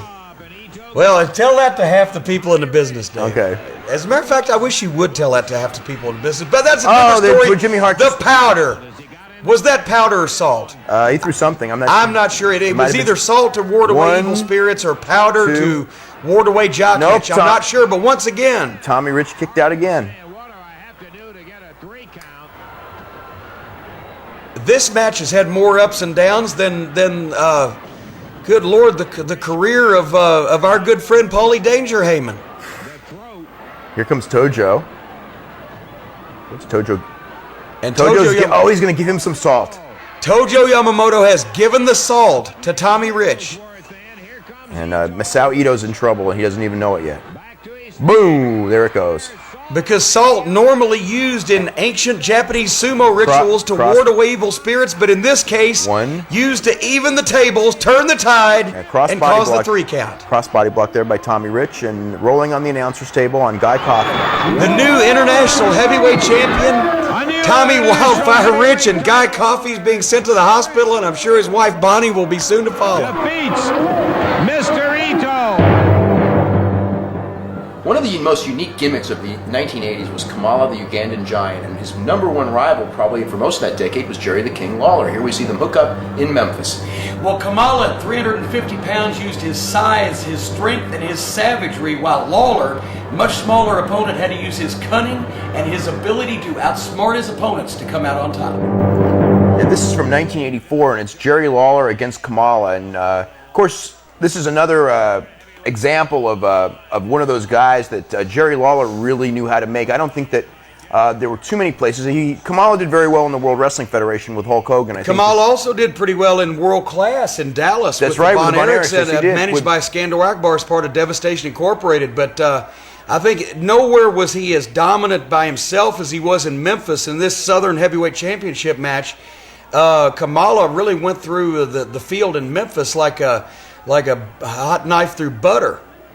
You know, when Kamala first, and I can remember this, when Kamala first came to Texas, they did a tremendous job with him. I mean, in a lot of places, Kamala was like kind of a comedy figure, and certainly later in his career. But at that point, I mean, the people, whatever it was, they saw him as a major threat to everyone, and he went through everyone in like 2 minutes until he ended up squaring off with Bruiser Brody. And then that was when Kamala had his first big thing. And they kept the Von Erichs away from him for a long time, so they kept the mystery going of what would happen with the Von Erichs. They never rushed it. And, of course, I think it helped the fact also that Idi Amin had been in the news just recently before that, before Kamala came on the scene. And a Ugandan giant that was 6'6" and 330 pounds, how did he get that fat? Maybe he was...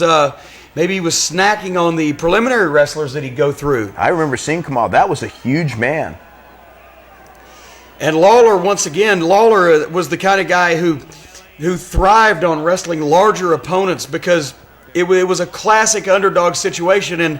And Jerry Lawler, through much of his career in Memphis, was put in the rocky position of almost being in a situation where he couldn't possibly triumph, and when he did, it made him more popular with the fans. You know, as a gimmick, the Kamala gimmick was really tremendous. I mean, it was actually copied, of course, Kamala too, and but in doing that, this was a guy who, had he not done the Kamala gimmick as a wrestler, I don't know if he would have ever been anything in professional wrestling.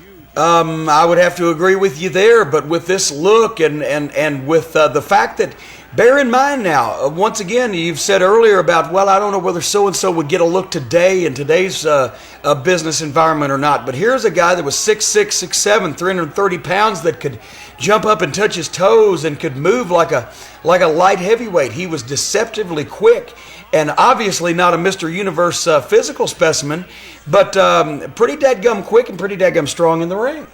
Yeah. Now this is of course a total different style of wrestling. The long nerve hold that they did in those days, which you really it would be pretty difficult to do that today.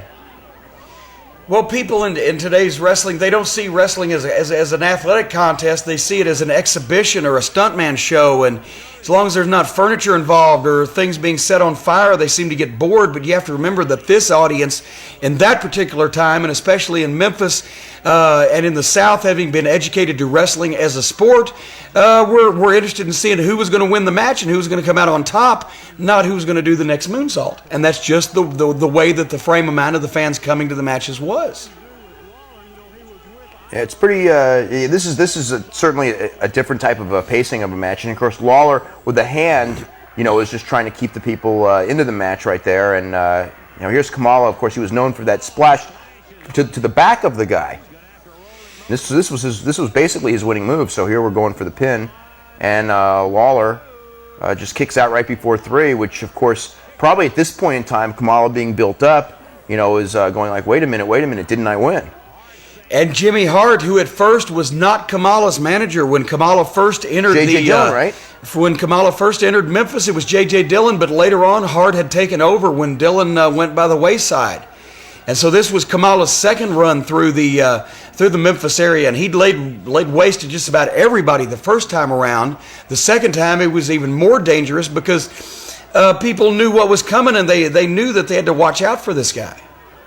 And I guess I could have sold the idea that he had a little bit more experience, because the gimmick of when Kamala came in was that he was this Ugandan savage that came, straight from the jungle and was uncivilized and ate human beings, right? Right, and I think the cannibal and the whole and bit. with no seasoning even, just bland human beings. And I don't know. Splash. I don't know a lot of great wrestling schools in Uganda. I know one real good one in the metropolitan Louisville area, but that's a story for another day. But no good wrestling schools in Uganda. Yeah.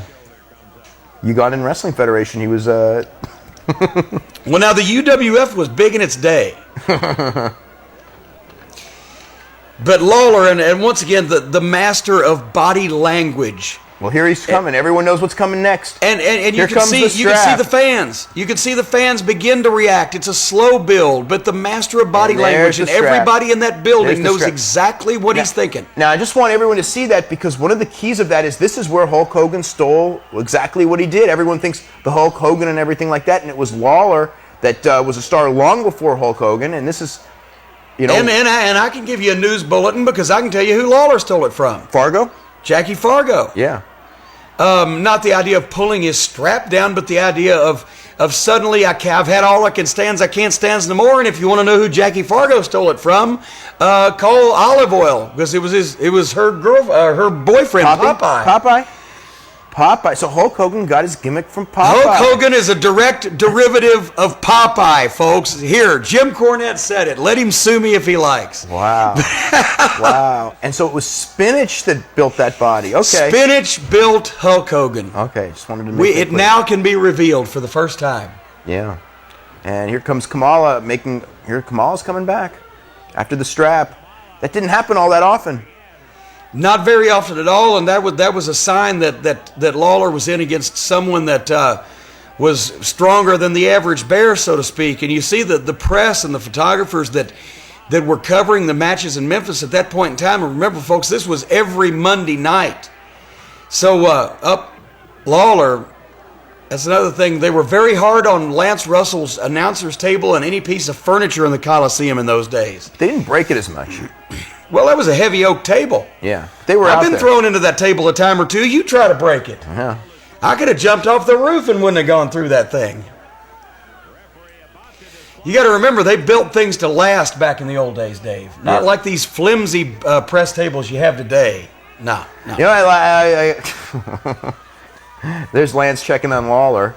Lance Russell, that guy, 40 plus years as an announcer? Almost 50 years as an announcer. Lance Russell began broadcasting wrestling on television in the early 50s. I think 1950. And he stayed basically until he took the job with WCW in 1989, which was 39 years, then came back to Memphis for a brief period of time in the late 90s, and did some announcing even as late as this past year for Memphis Championship Wrestling. As late as this past year. So Lance Russell and Memphis Wrestling are even more synonymous than Jerry Lawler and Memphis Wrestling in the eyes of 3 or 4 different generations. Yeah, there's a young Randy Hales standing in the corner. A young and skinny Randy Hales. Well, he's beefed up considerably since then. He's still skinny.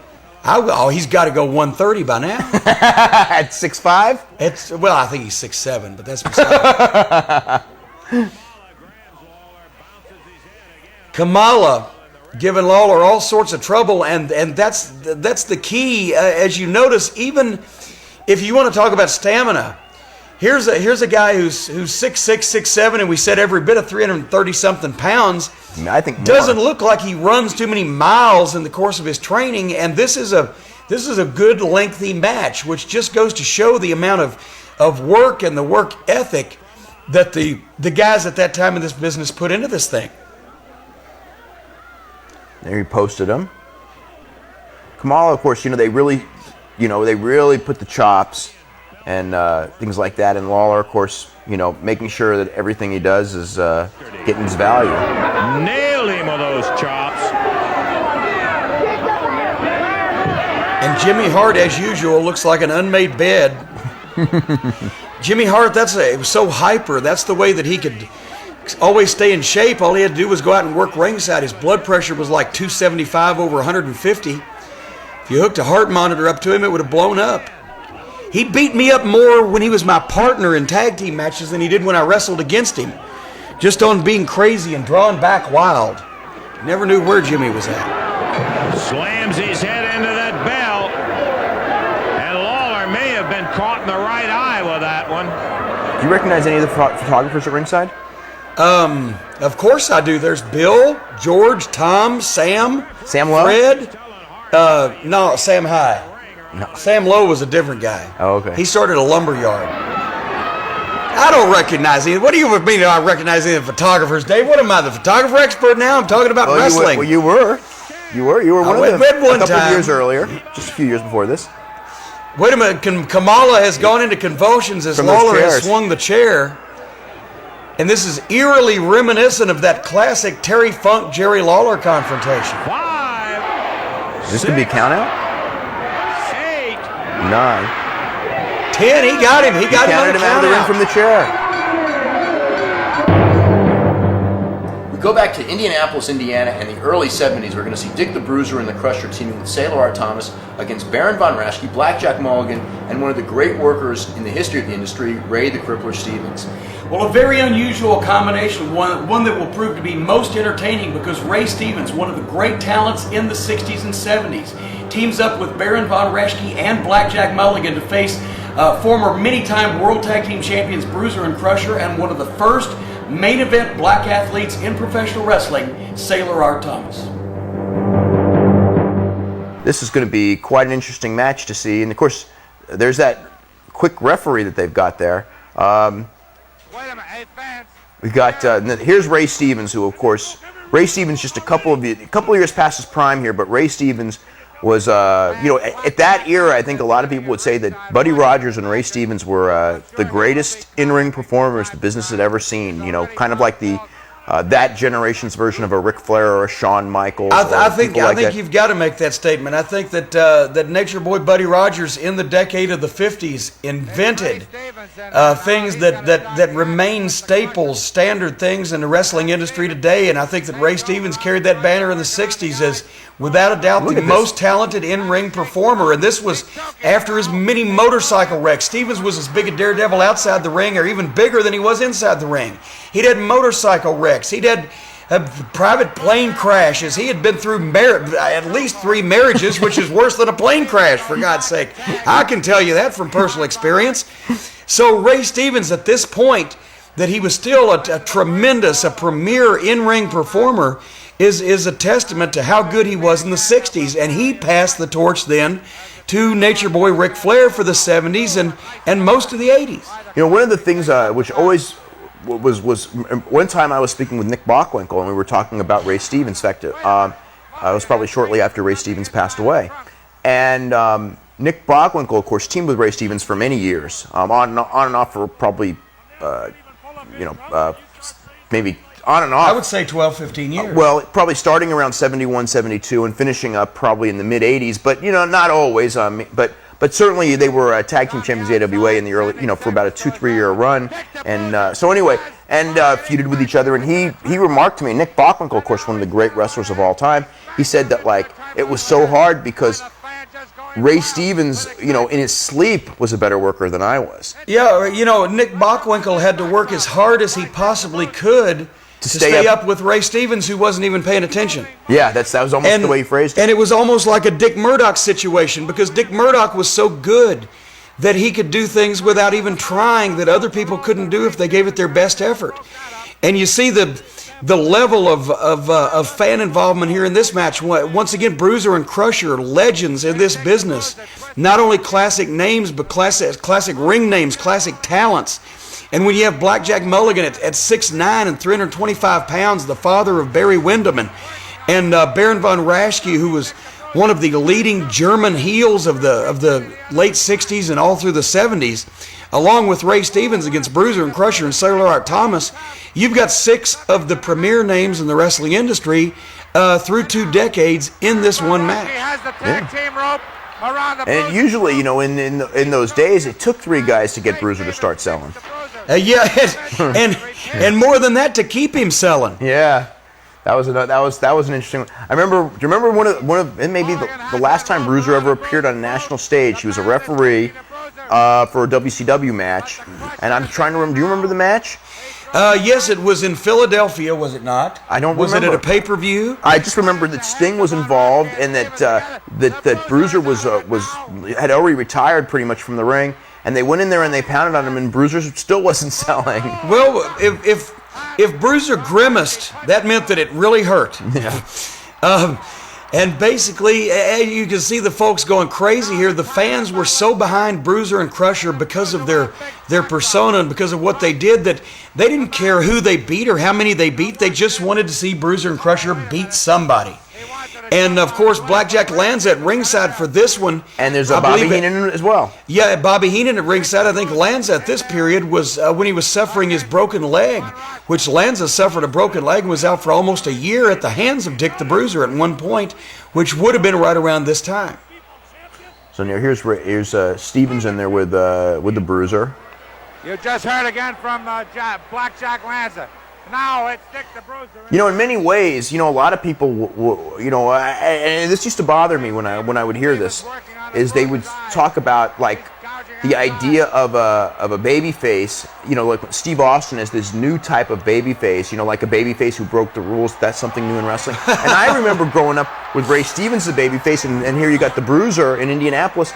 And I mean, it's a different era, and obviously it's a different person, But the idea is, Dick the Bruiser was certainly no scientific wrestler, and he was certainly no, goody two-shoes babyface. They loved him because for the same reason they loved Steve Austin. Well, there's the goody two-shoes kicking the bejesus out of him. Look at the guy move. Look at the Bruiser move. Everybody thought he was immobile. There goes Stevens over the top rope. Now here's Art Thomas finally in. It's a basic principle of wrestling, folks, and so many wrestling schools don't teach it, and so many wrestlers don't understand it. When a good guy wrestler becomes a bad guy wrestler, then he tries to be as evil as possible. But when a bad guy wrestler becomes a good guy wrestler, he stays as evil as possible, and he permeates that evil onto the people that the fans hate worse. That's right. The Bruiser didn't pays him 150. I should have charged money for what I just said. Come to think of it, I did, but they're not paying me enough. But it's good enough to watch these wrestling classics. Here comes the Baron, and of course it's impossible to ascertain this from how the Baron is wrestling right now. But as we've said before, the Baron was actually a national champion and a world-class Greco-Roman wrestler in the early '60s. Jim Raschke. And then from Nebraska. From Nebraska, came into professional wrestling as Baron von Raschke, and quite a big star for a number of years. And it's funny because Baron von Raschke, when he was a young man, looked old, and when he was an old man, he also looked old. He never changed, but he was definitely a nationally ranked wrestler. Used the claw hold. But he was also a nationally ranked amateur and a collegiate, and very narrowly missed the NCAA championships, from what I understand, as Dick the Bruiser now does his impression of a one-man wrecking crew, and that's basically the Bruiser's strength and strong point, and the Crusher, as his cousin, would come in for the cleanup and the bolo punch. There's a double backdrop. Of course, at this point, we're talking the Bruiser and the Crusher are both in their late 40s. And they're easily. Yeah. And then the Bruiser has just pinned the Baron. People are coming unglued, as you can see. And the winner of the first fall is Dick the Bruiser.